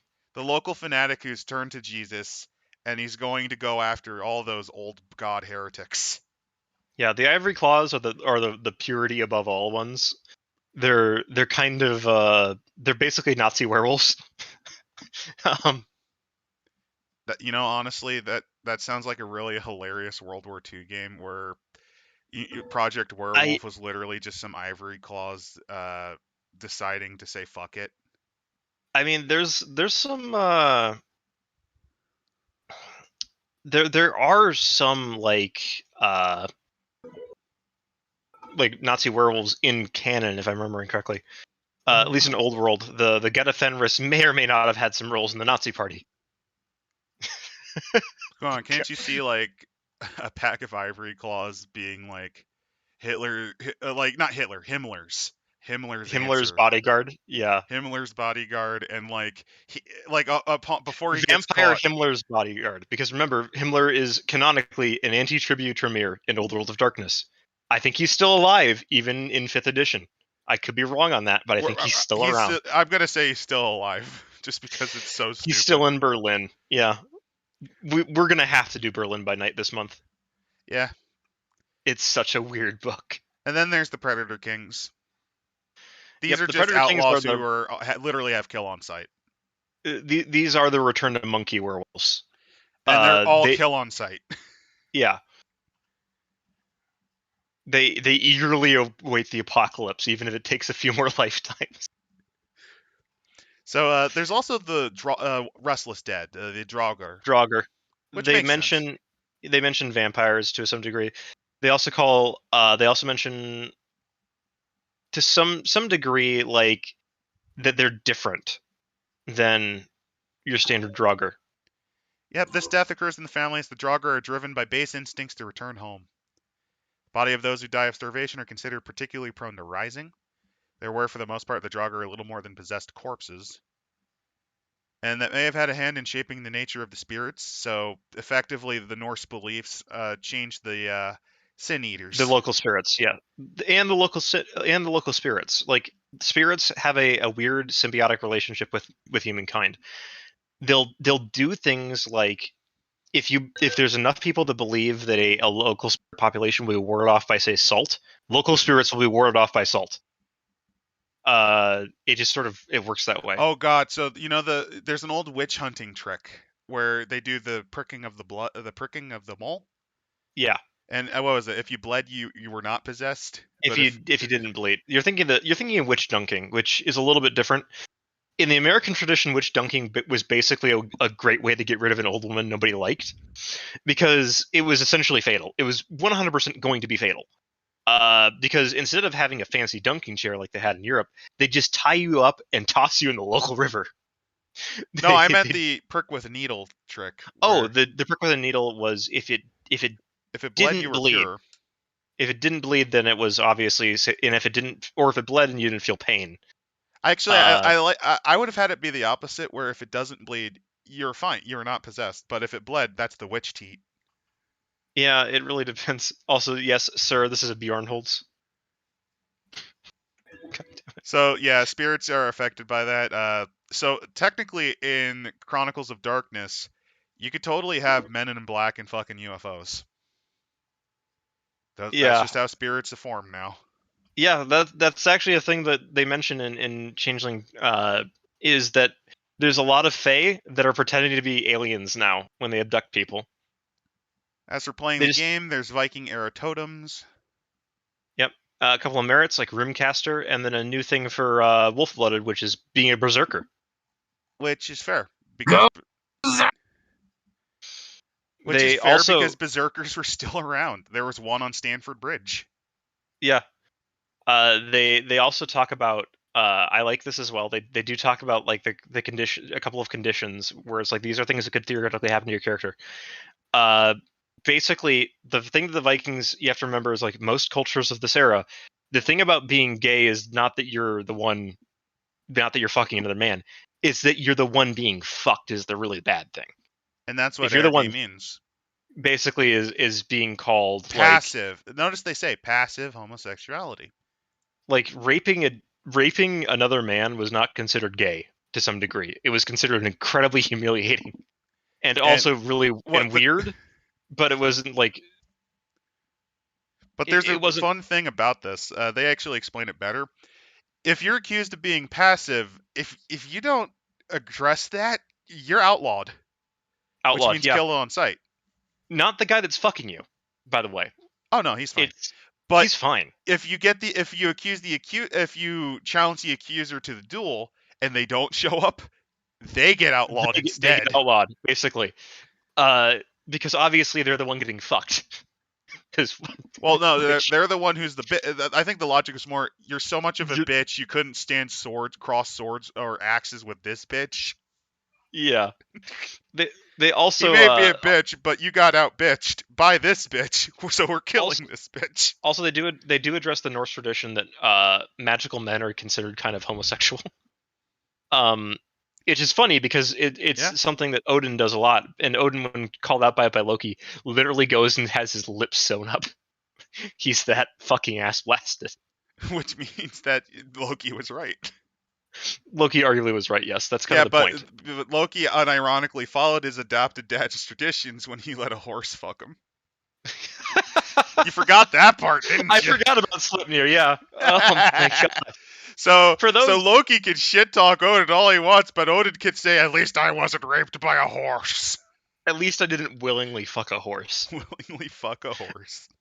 Because that's the other thing. It wasn't he got raped by a horse. No. Loki. The story is basically there's a giant that wants to the Aesir are like, we want a big new mead hall, and there's a giant saying, yeah, I'll build it for you, but I want Frigg. I want a goddess as my wife if I complete it on time. And they're like, yeah, sure, whatever. You can't. Because they didn't think he could because it was so big. And while giants are good builders, they're more known for destruction than building. So it would have taken probably 2 days in their head. He did it in 1. Yeah, and they're like, well, no, he's trying to build it, and they're realizing he's ahead of schedule. So they're like, oh fuck, oh shit, he's gonna do it. He's gonna do it. So as is tradition in Norse myth, they throw Loki at the problem. Loki either causes the problem or solves the problem, and it's usually both. Loki, the first thing that Loki does is he tries to distract the giant. Doesn't really work. The giant's like, yeah, I know you. You're fucking Loki. Fuck off. You're Loki. Fuck off. Get out of here, loser. Get out of here, loser. We all know about you, you little trickster. And of course Loki's like, okay, that's fine. And he comes back later as a female horse. Why? Because the thing that's dragging around all the stones is a big fucking stallion. And he's like, yes, come here. Come here, big boy. Chase me. Chase me. And he lures away the horse. And, consequences happen. He fucks the horse. Now the problem now is that the giant is still on schedule. Loki's now pregnant, and a horse is the father. Next time on Maori. So then they turn to problem solving number 2, which is that they just go and have Thor deal with it. Well, Thor deals how with they it. do it is after Loki gives birth to Sleipnir, he's like, "Why don't you dress up as Freya and then kill him?" That's a different one, I think. Thor has to cross-dress several times in the sagas. Right, that's this one. I think we might be talking about it. There might be a different version of it. Who knows? But like, so basically, Thor goes had to over. Cross-dress. Thor has had to cross-dress several times with the help of Loki. Usually, Loki is involved whenever Thor has to cross-dress. Either Loki creates the problem that Thor has to cross-dress. This has happened more than once for the record. I mean, there's also the time when Thor pretended to be like a 5-year-old boy to try to lure the Jormungandr serpent up out of the water so he could fucking bash its brains in with a hammer. Yeah. There's also one of my other favorite ones is literally the Utgard Loki story, which is basically because Loki just kind of means any trickster in general. But like he brings Loki to Utgard Loki, which is a place, a person, and a thing apparently. So who knows? Don't think about it too hard. Don't think about it too hard. So like Thor, it's basically Thor gets punked the fucking story. Where so first off, Thor is trying to kill a giant. He can't fucking kill this sleeping giant, and he's just so fucking mad. He's blasting lightning at it. Walks away. Like this is after he's abducted a couple of kids, by the way, because it's Thor. It's Thor. It's just what he does. When he's not cross-dressing, he's kidnapping children or murdering people. For vaguely defined reason. Usually because Loki tricked him into doing it, or Loki caused something that requires him to murder something. Yeah, so Thor kind of goes out to go and talk about they're gonna go see Utgard Loki, and basically it's like he's got a really sweet pad and they kind of want to see it and all this other shit. But he's like, yeah, you can stay here if you pass my challenges. I have tasks that I need you to complete. You mighty warriors, all of you. And of course, 2 of them are like, but we're children's mighty warriors, all of you. So he says, okay, which one of you is the fastest runner? And one of the children raises their hand like a dumbass. And basically, I'm pretty sure that at this point, everybody in the room, aside from Utgard Loki, is like, what the fuck are you doing, kid? You fucking idiot. And he's like, okay, you need to run faster than this guy. His name means thought. His name means thought. And of course, he can't outrun thought. But, oh no. So, we need to. As somebody just posted this in another Discord. Sorry, just coincidental. It's Fat Thor from the new God of War Ragnarok. That's the new Thor. He's just a fucking. he's a large lad. He's thick. Isn't that what the kids say? Motherfucker, yeah. But anyway, so next up is Loki, who's challenged to a guy named I think Agni or whatever to eat faster than Agni, which I think translates to stomach or something. Literally fire. Fire, yeah. He has to eat faster than fire, and of course, you've got to eat this food faster. And of course, Loki's like, yeah, I can eat food pretty fast, and so he eats a bunch of that shit. And then, oh no, the fucking table's gone on the other side, and Loki's like, what the fuck is this shit? And now Thor is looking at this like, yeah, no, you can't beat me. I can beat any challenge you throw at me. The first challenge, I need you to pick up my cat. Thor can't pick up this fucking cat for the life of him. Every time he tries to pick up this cute little cat, this adorable little kitty, it just gets bigger and slips around. It's like fluffier. Don't forget. I also like to mention that fluffier and longer. It becomes a very long and floofy boy, and he just can't get his hands around it or lift it off its feet. It's just staying there. And finally, Thor gives up, and Utgard Loki's like, okay, yeah, good try. We all fail sometimes. Next up, I think it's a test of strength. You have to arm wrestle someone. He failed. No, here it was. You have to drink out of this mead horn until it is empty. It's a never-ending one too. Yeah, so Thor tries, he fails, and of course Utgard Loki's like, yep, okay, last challenge, you have to beat this old woman in a wrestling match. Thor is like, hell yeah, I can beat up an old lady. I do that every fucking day. Thor fails miserably. She fucking pins him. He can't do shit against her. Utgard Loki then finally is like, okay, because Thor is at this point like ready He's to about go ready to fucking He's about to actually kill him. kill Othgard. Kill like everyone. And Utgard Loki's like, okay, chill. It was just a prank, bro. It was just a prank. This is all a joke, okay? Like I just wanted to have some fun. So the first off, that giant that you tried to kill, that was a mountain, and you kind of destroyed a mountain. There's like no mountain left there. Number 2, that guy that I had run, that was literally the Thought, because he can't be faster than Thought itself. Yeah, Loki, that was fire that you were trying to fight. You weren't going to be able to eat anything faster than fire. Thor, you tried to drink the oceans dry, which caused problems. You tried to wrestle the Midgard serpent away from the Earth. Away from therefore, another problem. Another problem. That's why I kind of had you stop after a while trying to lift up my cat. That was the Midgard serpent. And the old lady was old age, because nobody can beat that. Not even gods. And then Thor kills him. and then he just fucks off so that Thor can't find him anymore. His entire castle just then suddenly disappears. Because he's like, yeah, I'm out of here. I like the idea. Of course, no. Thor rips through time to kill him. that is the plot of the next Thor movie, is literally Thor trying to find this motherfucker and kill him. It's another dimension version of Loki. He's even more of an asshole than actual Loki. Is it like Croaky? Because I love Croaky. Croaky is hilarious. So anyway, the conditions, the other one's outlaw, doesn't matter. New fetishes, these are things that you can get. Yep. And these are actual things that Vikings valued. Yeah. Like hearth glass beads. These were very popular gifts for wives because glass was a very precious substance for the Vikings. Yep. Like they didn't many have people. Strong glass making traditions. Yeah, like many people. They knew how to make forest green, which is like the cheapest and simplest. But the more colored stuff, because I believe it was the Middle East, like the Levant, that invented more proper glass. Yeah. And then like Italy did. Italy had fantastic glassmaking. The Levant in the Middle East, and especially Anatolia, also had a very good glassmaking tradition. But Italy would eventually become the masters because I forget which of the cities invented a new process for it. Yeah, I think it was Milan. I think it might have been Milan, but it was one of them. And it wasn't that time yet, but they had far better traditions. They knew how to do stuff besides forest green or ash glass. Oh yeah, they also go into the details of how it being an outlaw worked. Oh yeah, they do. I just kind of want to skim because, you know.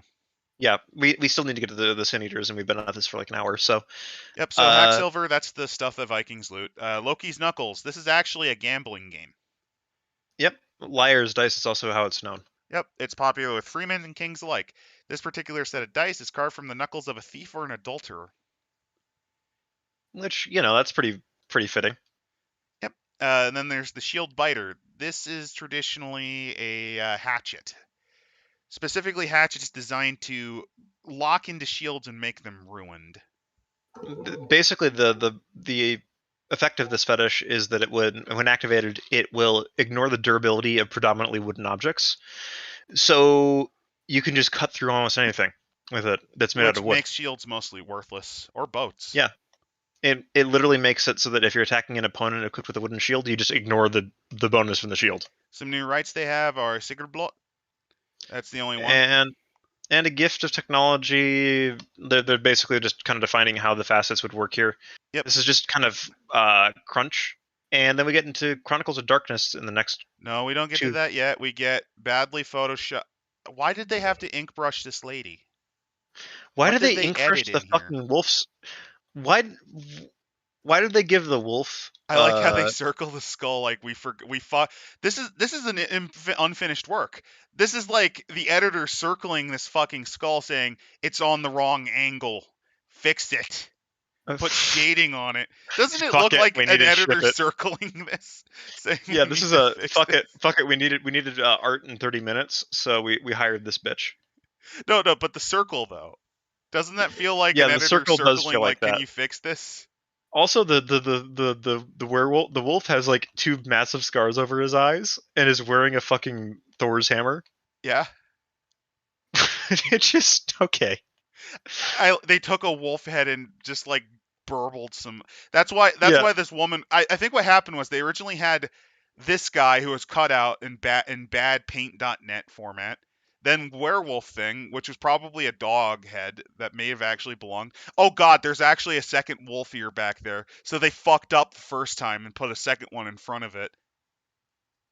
Oh fuck, you're right. They fucked up twice on the wolf. You can see part of the first one behind there. Oh my god. And then because the artist, the horrible fucking artist they got, didn't want to fix it a third time, or to hide the wolf here. Oh wait, that's his collar. But to hide the fact they didn't do any work on this fucking body because it's just a wolf head with some random fucking shit fur effects. They put this woman here in one of the worst fucking cuts I've ever seen. Yep. Look at that thick fucking line. Yep. When Dice Scum has better production value than you, even if it ain't by much, fucking rethink your life. God, I do better thumbnails than this. Anyway, I mean, you literally took the thumbnail for this entire thing out of. Well, it's perfect. Look. But I've done thumbnails that look better than that. All right. So they get into the Chronicles of Darkness too. New lodges, and here we go. So they talk about vampires again. Draugr. They generally aren't very common in this era. York is the one that usually has them. Yeah. Maybe Dublin, and those are about it. Vikings might, however, run into Lancia et Sanctum vampires because they might go to think that there's a monastery where the monks only come out at night. This is weird, but it's not the worst. It's not the worst. We can do it. I mean, maybe they just kind of that's like one of their weird vows that they can that they only. Yeah, let's raid that and steal all their shit. Oh no, they're fucking vampires. Like, can't you see it? Like, oh yeah, there's the old monastery founded by it was actually founded by the Romans. And they're a bit quiet. They don't like coming out, and every night they seem to they do their prayers, and in the morning we usually find baked bread for the poor, for the poor houses. Like on first glance, you think they're just monks that like to do charity at night, and you see them, having the Eucharist with the blood of Christ, and no, it's the actual blood. It's magical vampire blood, yes. And the Vikings made a horrible mistake. They decide to raid in the they decide to raid a couple hours before night. While they're still sleeping in their head. They find them in coffins. They wake up and they're very angry. That's an interesting one shot right there. Yeah. You play as normal Vikings. Just you're gonna hit this. You're gonna hit this monastery that Ragnar missed. It's what like the Thing comic that they did. Yeah, like this this little monastery for some reason just got ignored by the Great Heathen Army, and you're just a Viking raiders that are like, hey, let's try this place. It seems like no one's been hit here. Like nobody's been here. There should be some good shit. Oh no! And then there's the Awakened. The Awakened, which is mages, paradox steel bars convert magic and banishers wield the stigma of cedar as a weapon. Paper is foreign and flimsy, and spells are committed to metal and stone. Many secrets are locked away in monasteries or carved in hall timbers, but some secrets carved with guardians too. Okay. That's pretty sweet. You can do some neat stuff with that. Yeah, changelings in this period inform and adopt folklore in equal measure. These are very common. They're much more common in this era for whatever reason.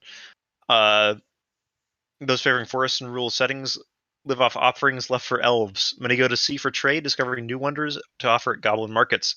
Reeb is said to host the largest such market in Northern Europe. Raiding is largely left to privateers, as many laws associate slavery with the Durance. Slave ports like Dublin are largely avoided, save to rescue or buy a loved one taken prisoner. Or you could just imagine being a normal Viking, and then one of these days you accidentally attract the attention of a water horse. No, a water horse. One of them Irish river spirits or lake spirits. You have to. You get fucked over by a Kelpie.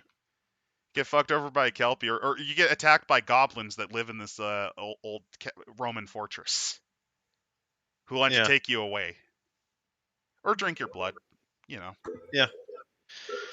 Then they mentioned They mentioned hunters, of course, that hunting is expensive, which means that basically, if you want to play a Witcher game, set it here; it'll be fine. The god machine becomes visible, and the angels are more exposed, but the world still prefers to turn away. These are no demons, Evangelist claims. Our Lord banishes all such evil from the world. This world. They are wrong. Soon they shall see. That's interestingly horrifying right there. I like the mummy idea, though. Where, like, literally, like, you've got mummies that have gone to, like, Northern Europe to grab, like, artifacts that would set her, and they wake up now, and it's like, there's this weird-ass guy talking about a dude nailed to a stick and trying to save your soul, and you're like, what the fuck? And then you just incinerate him with your mind. While T-posing.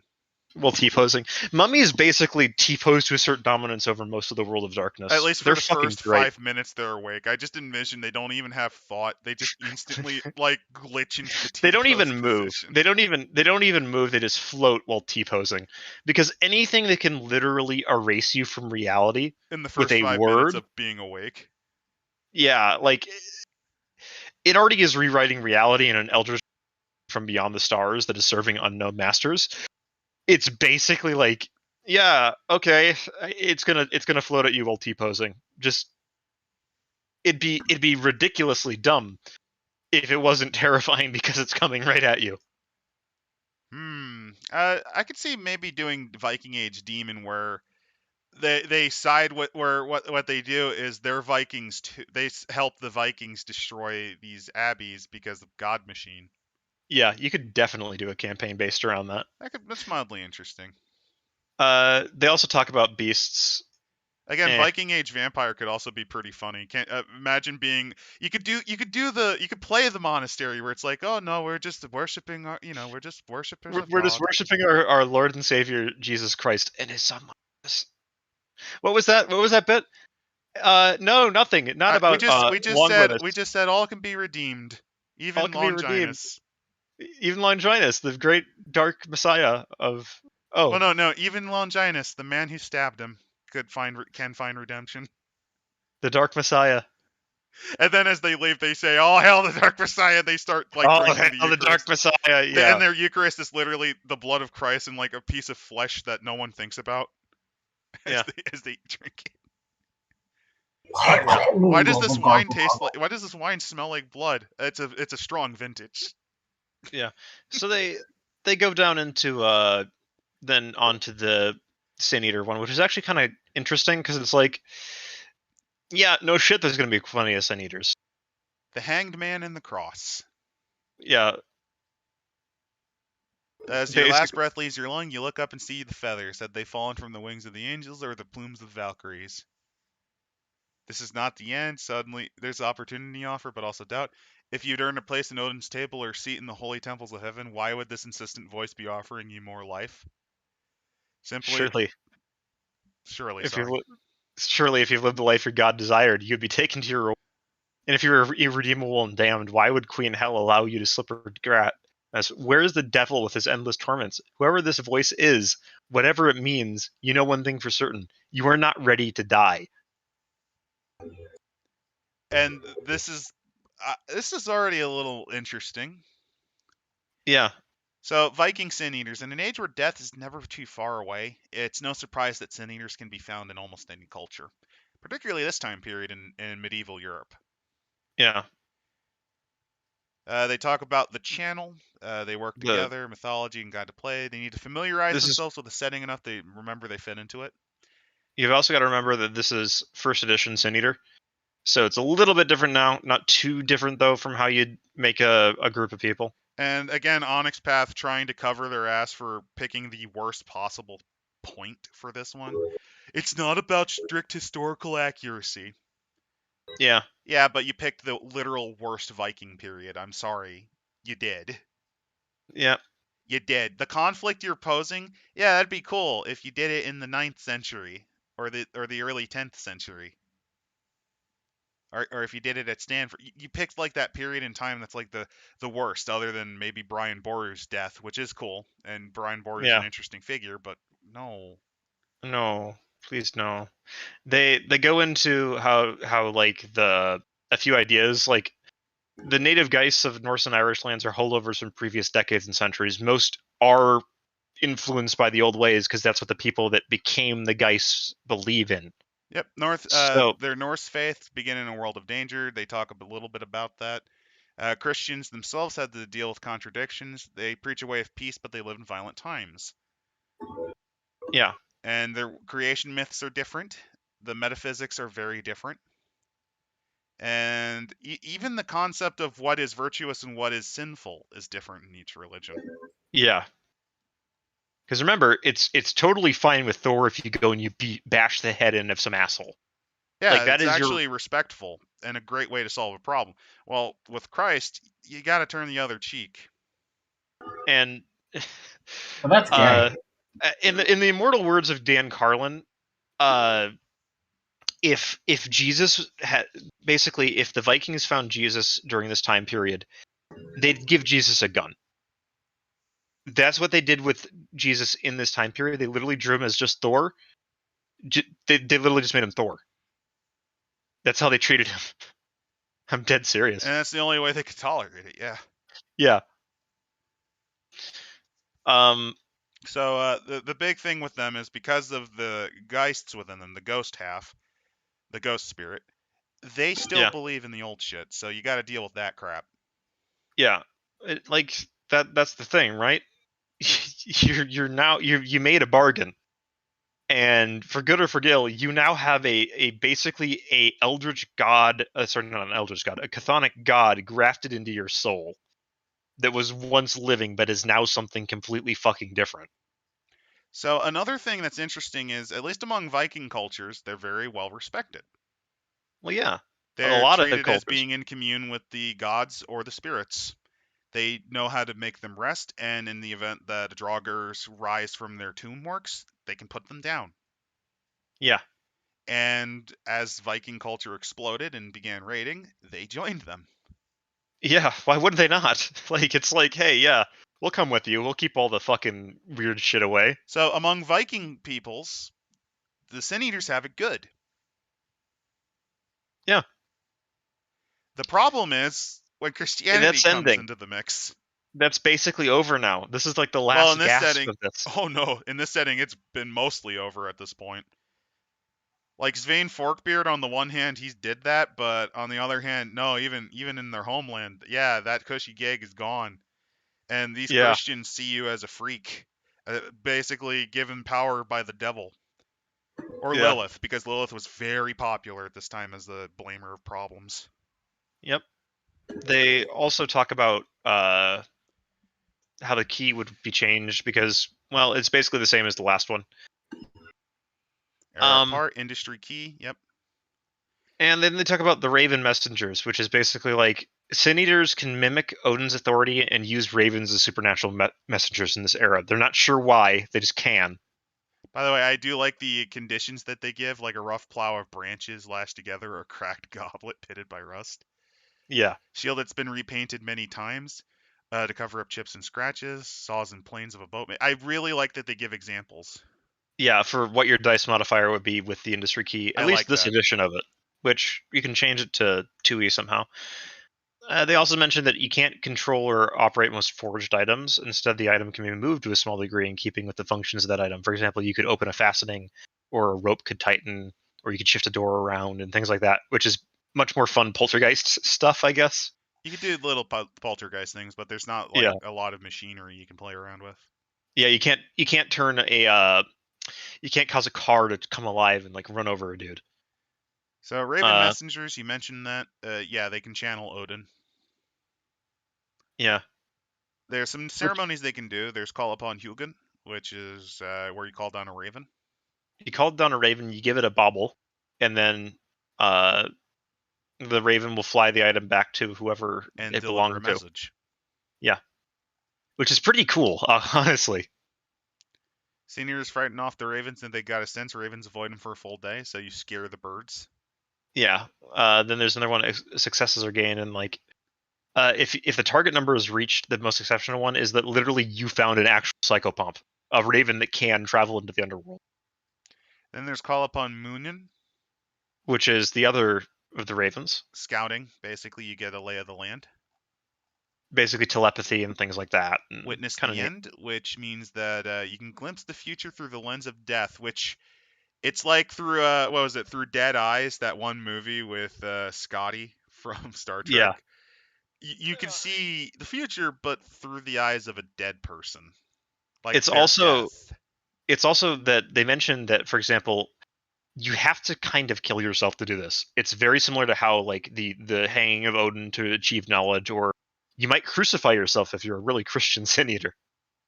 And what you do is you hang yourself with a fucking noose. You also get bonuses, by the way, to the roll if you're fucking tripping balls. So make sure to eat those mushrooms, kids. Yep. You get drunk or eat hallucinogens. Or eat intentionally spoiled barley or rye. Yeah, get that ergot into your system. Sin Eater, with Sin Eaters, it's like you're immune to poison basically anyway, so like fuck it, go for it. Psychedelic Vikings sounds like an amazing game. It does. I mean, historically, the Berserkers were basically Vikings that would get high on mushrooms, stare at bear pelts, and then go think that they were bears to kill people. But imagine if instead of that, you were psychedelic Vikings who intentionally give ergot bread. Like you're psychedelic Viking drug dealers who've that could mastered be really the fun. art of ergot and making it less poisonous. You sell psychedelics throughout they talk about Ireland. Yeah, they talk about how weird the underworld is in this time period, because it's a merge of what was there and what is coming in now. At this point, the underworld's nice and dry. It was even in Alexander's time. Yep. And now there's some cities and towns and everything. I mean, they mentioned the underworld in Three Kingdoms as well. Yep. And which is also nicely developed, but very much inspired by the culture that this part of the underworld's infested by. Yeah, and it's the same here. There's no way to escape Hell's domain, basically, aside from climb over the walls and things like that. Yep, there's the Dark Pole, the gate, the Avernian Gate. They even talk about Valhalla. You can visit Valhalla as a Sin Eater, because enough things are similar. I wouldn't call it great, but you can go there. There's Helheim, the land of the dead. Yep. Then there's Ganglati and Ganglot. Those are your tithes. Valhalla itself. Yep, and Limbo. They mention Limbo, which is quite interesting. If you're an old believer, you'd be going to the traditional Norse deaths, but for Christians, it's Limbo. You might be going to Limbo, or vice versa. As a Christian spirit, you could theoretically end up in Valhalla and be very confused. And there's also Gehenna, which is essentially hell.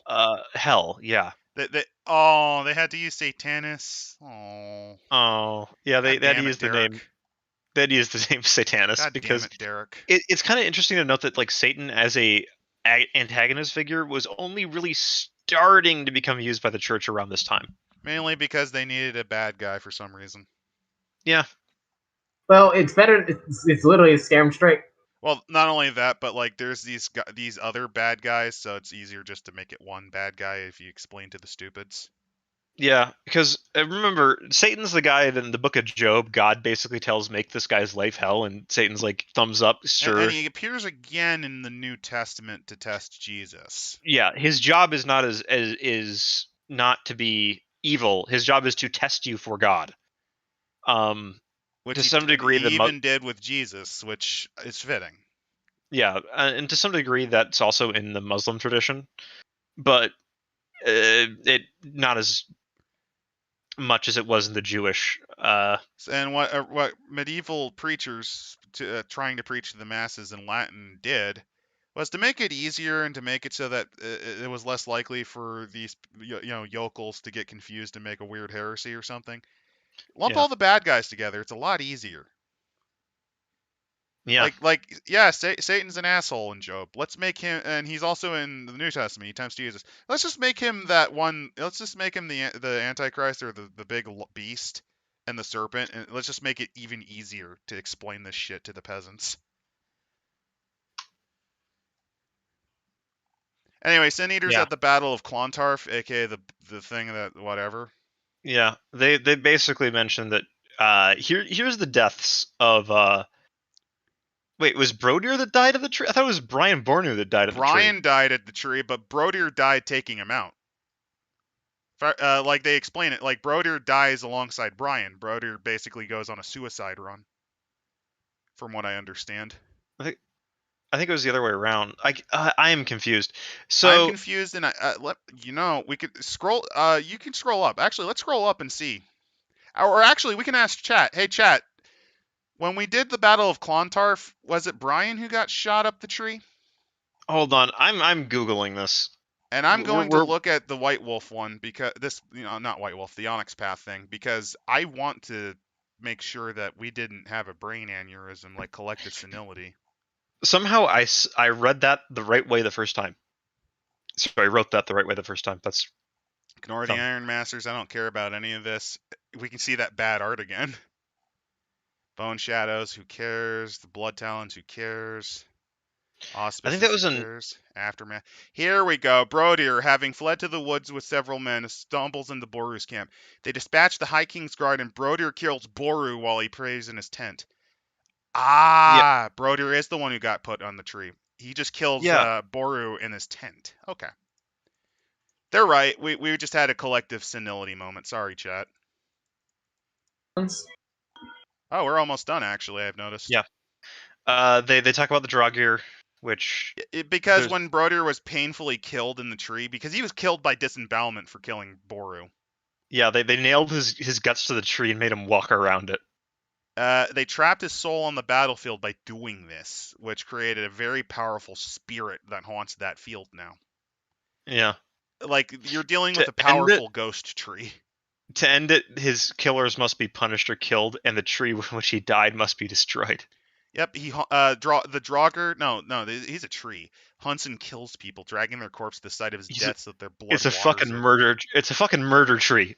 They gave us a fucking murder tree for this setting. I think that's redeemed it. That redeems the like using this crappy setting time. Like the time is still bad. They had to do it for this. They had to do it just for this fucking thing. And this recovers enough of it that I don't hate it. I just still think it's such a bad idea. Yeah, it wastes a lot of what it could have been. Potential, yeah. Like this is not bad. This is like playing a wizard, and all you do is fireball. This is basically like To the Strongest again. I picked wizard. Well, no, To the Strongest. That was executed poorly. Like a player who, let's say they have a bard or a druid. Okay. And they don't know how to express those powers. Like as a druid, they don't remember they can wild shape into powerful forms, or they forget their spell, like all their spells, and they just use the simplest ones, or they forget about their wild cohort. Right. Basically, they have a lot of cool stuff. They're just not using it right. This is like intentionally getting wizard, and then focusing on evocation, and then just fire spells. Blasto, the fire wizard. Which, yeah, you get moments like this tree monster, but why would you do that when you can do other cool things? Yeah. One was done incompetently. The other was pigeonholed into a non-optimal scenario. Yeah. So yeah, Brodir murders people through his tree. Which, I have to admit, giant Viking ghost tree, awesome. Brodir, the wrong. He has resistance 7 and power 6. Yeah, he's a pretty decent spirit. Like Vice, Wrath, Initiative 10, Defense 6, Speed 14. Yeah, he's a fast fucker. 5 size. 12 health, Essence of 9. He has Gather Earth. So you can add 1 point in size and health for each point of essence spent. And he becomes Stone Skin. Yeah. All damage inflicted becomes bashing for 1 scene. So basically, he's an unstoppable tree man that will grow in size and try to murder you. The Raven Banner of... I think it's a zombie corpse, but I like the idea it's the tree that does it. Yeah. The Raven Banner of Jarl Sigurd. Sigurd's mother, wove, come on tongue, you can do this banner for his war party to carry on the fields at Klontarf, and she used dangerous magics in its creation. Raven banners have been carried for centuries to ask for Odin's blessing, but this one's cursed. A totem too dangerous for any mortal to possess. Memorabilia? The Torn. Death by violence. Anyone who attempts to strike those under this banner's protection is attacked by an invisible phantom. The cost and effect of that is the 2-dot Phantasmal Rage manifestations. This really doesn't translate into 2e. But what makes this memorabilia sinister is that it draws energy from whoever carries it, regardless if they are Sin Eater, mortal, or some other thing. If the bearer is the Sin Eater, the Geist Plasma will power the manifestation as usual. If he is mortal, it extracts willpower. If there are some other creature, they'll use whatever power thing they have in place of willpower. If the bearer's willpower falls to 0, the next phantasm summoned is that bearer's soul, and he falls dead on the spot. I like that. This is clever. I like that. Yeah. Actually, oh my god, I just realized what they're doing. They're fucking dredging Glorantha a little bit, because there is a banner that has this exact fucking property. Yeah, it's based on the same thing, the same tradition too. Which is the black banner. The black banner is an interesting artifact you can get in King of Dragon Pass, where it will always win you a battle. You're guaranteed a battle, but you're always guaranteed one death. Yeah, somebody important will die. You have to give it to a council, not a council member, but one of your clan characters, and they're guaranteed to die. Yeah, it's really useful though, for emergencies. So this one's I like this just because it reminds me of the Dragon Path. See, the timing's bad, but the writing is better. It's informative. It's not clunky. It's just the shittiest period in. Well, not really, because I mean Sweyn Forkbeard, but you're not focusing on his invasion of England. You're focusing on fucking Ireland and the death of Brian Boru. Yeah. It does give us this guy though. Oh wait, no, that's something else. We actually made. Wow, this was quick. Yep, we made it through. We only took 2 hours for this one. That's pretty good, actually, given we usually take 3. Actually, no. Let me double check that. It might be at 99 minutes. 2 hours. Yeah, we're at 2 hours. So it's a longer one, but honestly, because we went into Viking lore, we didn't have to go through much through this book. Let's see how chat handled this. It's a little short. We spoiled a little bit. That was a demon, and it's one of my favorite looking demons I've ever seen. Yeah. This is the start of the next section. This is the fall of Constantinople. After the fall, after Mehmet II takes Constantinople and kills the last of the Byzantine emperors, other than the guys on the Moria. Yeah. Because the empire officially went in 58, because the Moria is still held. Yeah, but it's basically dead after 1453. There's no coming back after that. Well, there's no coming back after a lot. Yes. It'd be interesting if you played as a recently Christianized Sin Eater paired. That's kind of the concept. That's kind of what they're. Yeah. That's kind of the big thing. Buddy cop film waiting to be explored. Yeah, that's the big idea. Yeah, which admittedly, great idea for this sort of thing. Is it perfect? It is a great idea. Is it perfect? Is it something that you would want to play though? Originally I was just going to say that this book was decent, mainly because they picked the worst time. I was very disappointed, but honestly, the way it's written, the way they explain Viking life, which admittedly it's cool, but 9 times out of 10 you don't know the little facets like that. They're surprisingly very fastidious. They're very clean. You don't know that they have a fairly developed and decent law system, which is why it was so fucking popular in England. Yeah. You don't notice these little things, and a lot of players might not necessarily know that they don't wear horns on their helmets and little things. So the fact that they go into little details like that, very impressive. They just picked the Battle of Klontarf, which, well, if you're interested in medieval history, particularly Irish history, and it's a great name to steal for your Star Wars fan fiction. Klontarf. Yeah, the Battle of Klontarf. That's the battle. That's the battle that Grand Moff Tarkin got his Grand Moff ship after he genocided the Klontarfans using the Star Destroyers. Klontarfan. Grand Moff Tarkin constantly would make jokes about how does anyone know what a Klontarfan is? And then when they say no, he smiles saying, "Good, that meant I did my job perfectly." He would also then send them dark greetings. I can never not enjoy dark greetings. It's But no, it's kind of the worst period in if you're gonna do a Viking era period piece. If you care about Irish chieftains, yeah, you got Brian Boru, but like your average person's not gonna know who the fuck that is. I'm sorry, they're not. Yeah. They might know who Alfred the Great is. Yeah, there's a lot of... They might know who Svein Forkbeard is. If they don't, they might know King Canute. Yeah. There's a lot of ifs in this. I know that they give you like 200 years to play around in, but the thing they focused on is like Dublin about to be destroyed, which is really lame. Yeah. Like, no one wants to play in fucking Dublin. Unless you're very, very Irish, and even then, like, I guess not. Well, no, because it's not very Irish. It's Norse Dublin. Oh, yeah. So you don't even get that. No, what you're probably gonna want to play is probably in Northumbria, dealing with the Great Heathen Army or being the Great Heathen Army. Yeah. Maybe you play an Abbey of Vampires of the Lanctiac Sanctum. That could be fun. That could be really fun, honestly.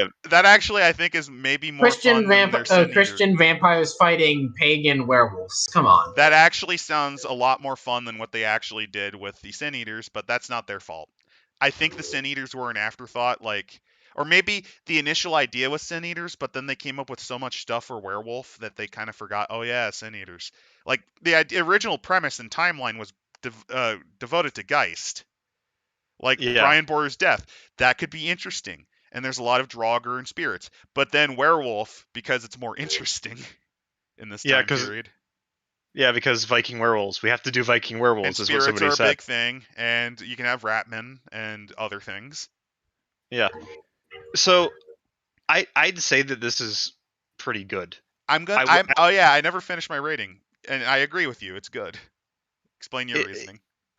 I think that it gives you enough to dig into and to build what you want to build out of this era without going too far into the weeds.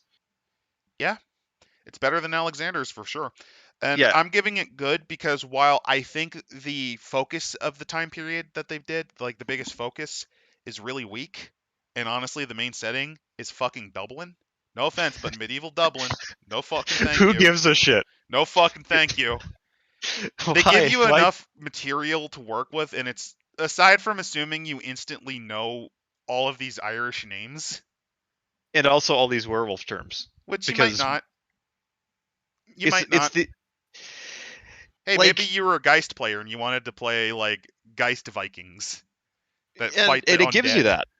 It gives you that. It gives you 3 pages of it, but, I mean, yeah, that's the thing where it's like, on one hand, I really want to like this because I really like the era. Good era, but on the other hand, bad timing. That's why I knocked it down from amazing to just good. And even then, it's on the lower end of good. I mean, it's not bad. That's the thing here. It's written well. It's informative to people who don't know the setting. It gives you some nice ideas. Admittedly, it's werewolf heavy as hell. But hey, if you like Werewolf, this is a good setting, and it gives you ideas to work with. I mean, the best way to put it is that for me, this is a bit disappointing. It is. I'm massively disappointed. It's like Alexander, but not as bad. Yeah, Alexander was a fucking punch in the dick. You have mages convening due to the final order of Alexander in a drug haze from all the poisons he was given. And you squander it. You fucking squander it with terrible writing and plot hooks. This doesn't give you any plot hooks, and you made those assholes who listen to the voices in their head the fucking we're behind it all. The worst. Yeah. The fucking worst. This barely has plot hooks. They're just sort of included in a bit of it. There's a couple. The tree man at the end. That's about it for a plot hook idea. There's the tree man, which is mainly for Geist. The main hooks are for Geist. And they tell you more what the town of Dublin's like, so that if you want to deal with Ratman, or you want to fight against Brian Boru or for him, here's how you do it. Yeah. I think we've kind of let Greg out of this. Greg, what are your kind of thoughts on this whole thing? I've been listening. Don't worry. I didn't really have much to. Besides you were commenting here, I didn't really have much to say. Yeah. What's your thoughts on the book, though? Thoughts on the book? I think it's one of those that if it doesn't take. I don't feel it takes away from anything. I don't feel it takes away anything from the book itself. It's just been disappointing. Yeah, like good but disappointing as a possible rating, basically for this. Like low good, very high decent. Yeah, it's not because it's better than decent because it's well written. It explains a lot. It explains a lot if you're not familiar. They put care into it. The art is fucking hilarious. The art is so bad. Like we could put it into decent from the art alone, honestly. Like even if it was as badly written as Alexander, didn't I say it was decent? I probably should. I think you said decent, but like overall, decent.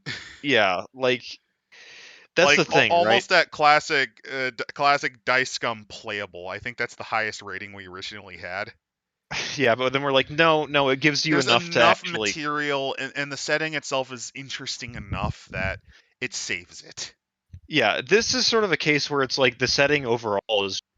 It's 200 years. They kind of loosely mention that, so you can kind of roll it that way. You can it's just the one they focus on is one of the worst times. Yeah. And it's still written well enough that it doesn't matter. Basically, the Alexander one is like getting a filet mignon or a Wagyu steak and turning it into hamburger. No, it's like ordering a steak that it's Wagyu steak and you get like a fucking Salisbury steak made out of processed pig and beef. No. It's more like you go to an upscale restaurant and you order a hamburger. It's a really good hamburger. I disagree because Alexander, you start with amazing ingredients and you fuck it up into something terrible. That's what I mean. Like it's a really good hamburger, but the problem is that it's a hamburger that's been made out of what could have been a really good steak.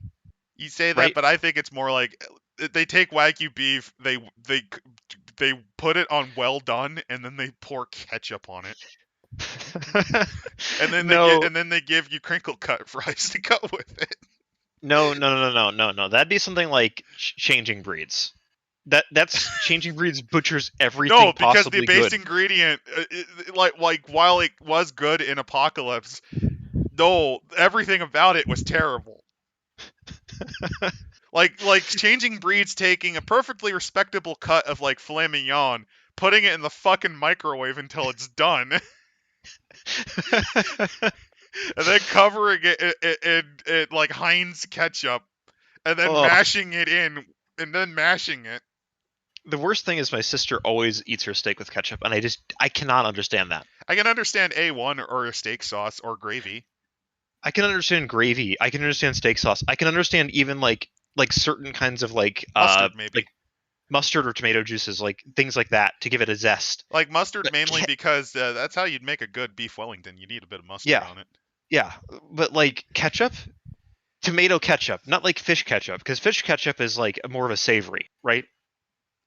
If you've never had it, it's more of a savory. Basically, because it was done by Phil Bricado, he microwaves this filet mignon. He microwaves it until it's well done, and then slathers it in ketchup, and then I guess microwaves it again to make a cake around it, and calls it meatloaf. Yeah, That's Changing Breeds. Alexander's is A5 Wagyu that is cooked to well done, and then drenched in A1 steak sauce, and given like dinosaur nuggets as a side dish. Like it's like the preparation is not awful, but the final product is terrible because of execution. It's This is just like this is eye round that you let not eye round. This is like chuck roast that you slow cook or brine in pineapple and then serve as a steak. And it's perfectly seasoned. There's salt, pepper, garlic, and you have a nice sprig of asparagus to go with it, and very excellently cooked steak fries. Like everything, but like the base ingredients not so good because you picked the worst time, but it was cooked expertly, seasoned well.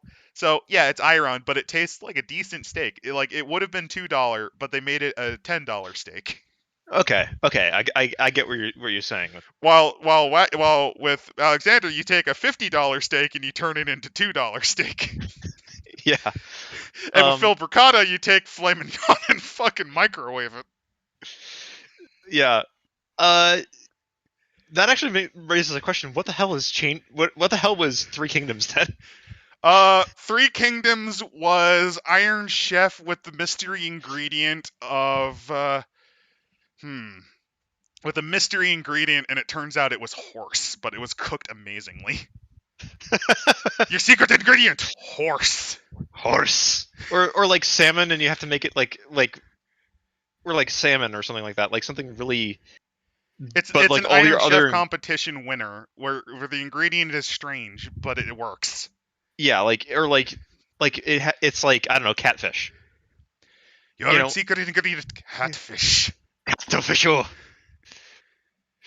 And they cook it like the Chilean sea bass a la Jurassic Park. Like you see like these little fillets, and there's like sweet potatoes on top because it's required to be a starch.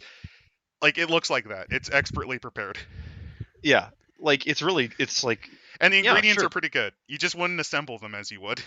Yeah, like that's the thing about I liked about it at Three Kingdoms. But then actually, so is just and Grug Mage is bison on a stick. I was going to say expertly slow cooked and smoked on a fire. Meat. Like slow roasted meat. Slow cooked and smoked on a fire. It's delicious. It's delicious slow cooked barbecue. Yeah. Because who doesn't want to play Grug Mage? It's just such a fun. Me, I'm play God. Meanwhile, Thirsty Swords Lesbians, which you were unfortunately a part of, that's like taking I don't know, that's like taking a shitty soy burger. Oh no. Shitty soy burger, microwaving it with ketchup. Oh god. And then mixing it with rice and calling it meatloaf. Oh god. So kind of like the Phil Bricato method, but more destructive. Yeah. Yeah. This has been Cooking with Dice Scum. This has been your hosts, Adam and Techpriest, with the occasional comment from Greg. We inspired him enough to play Crusader Kings 2, I think. Yeah, I think he's probably booted it up right now. I'll admit I had it for a bit. I'm not anymore. So with that in mind, have a good night, y'all. I'm sorry. You get talking about all this have a good stuff night. in history. We'll probably get another White Wolf book. There's quite a few spooky dooky offerings. I think that there's a couple of the Night Horrors books that we could cover. A Horror book, or maybe a Wraith book. I'm gonna be honest. I still think the spookiest thing we've ever covered and related to White Wolf was Blanca's face in the Street Fighter manual. Yeah, that'll come out at some point. It's just life is preventing me from editing. Yeah. But yeah. Hopefully next week we might do that. We might do Blood-Drenched Tides. I'd have to read through it again. Blood-Drenched Tides, a Wraith book, or one of the Night Horrors. Expect that. Night Horrors, possibly the next Dark Arrows, though that might be our Halloween special. The fall, yeah, because Demon Fall of Constantinople, that's a good spoop. That's pretty spoopy. So see you guys.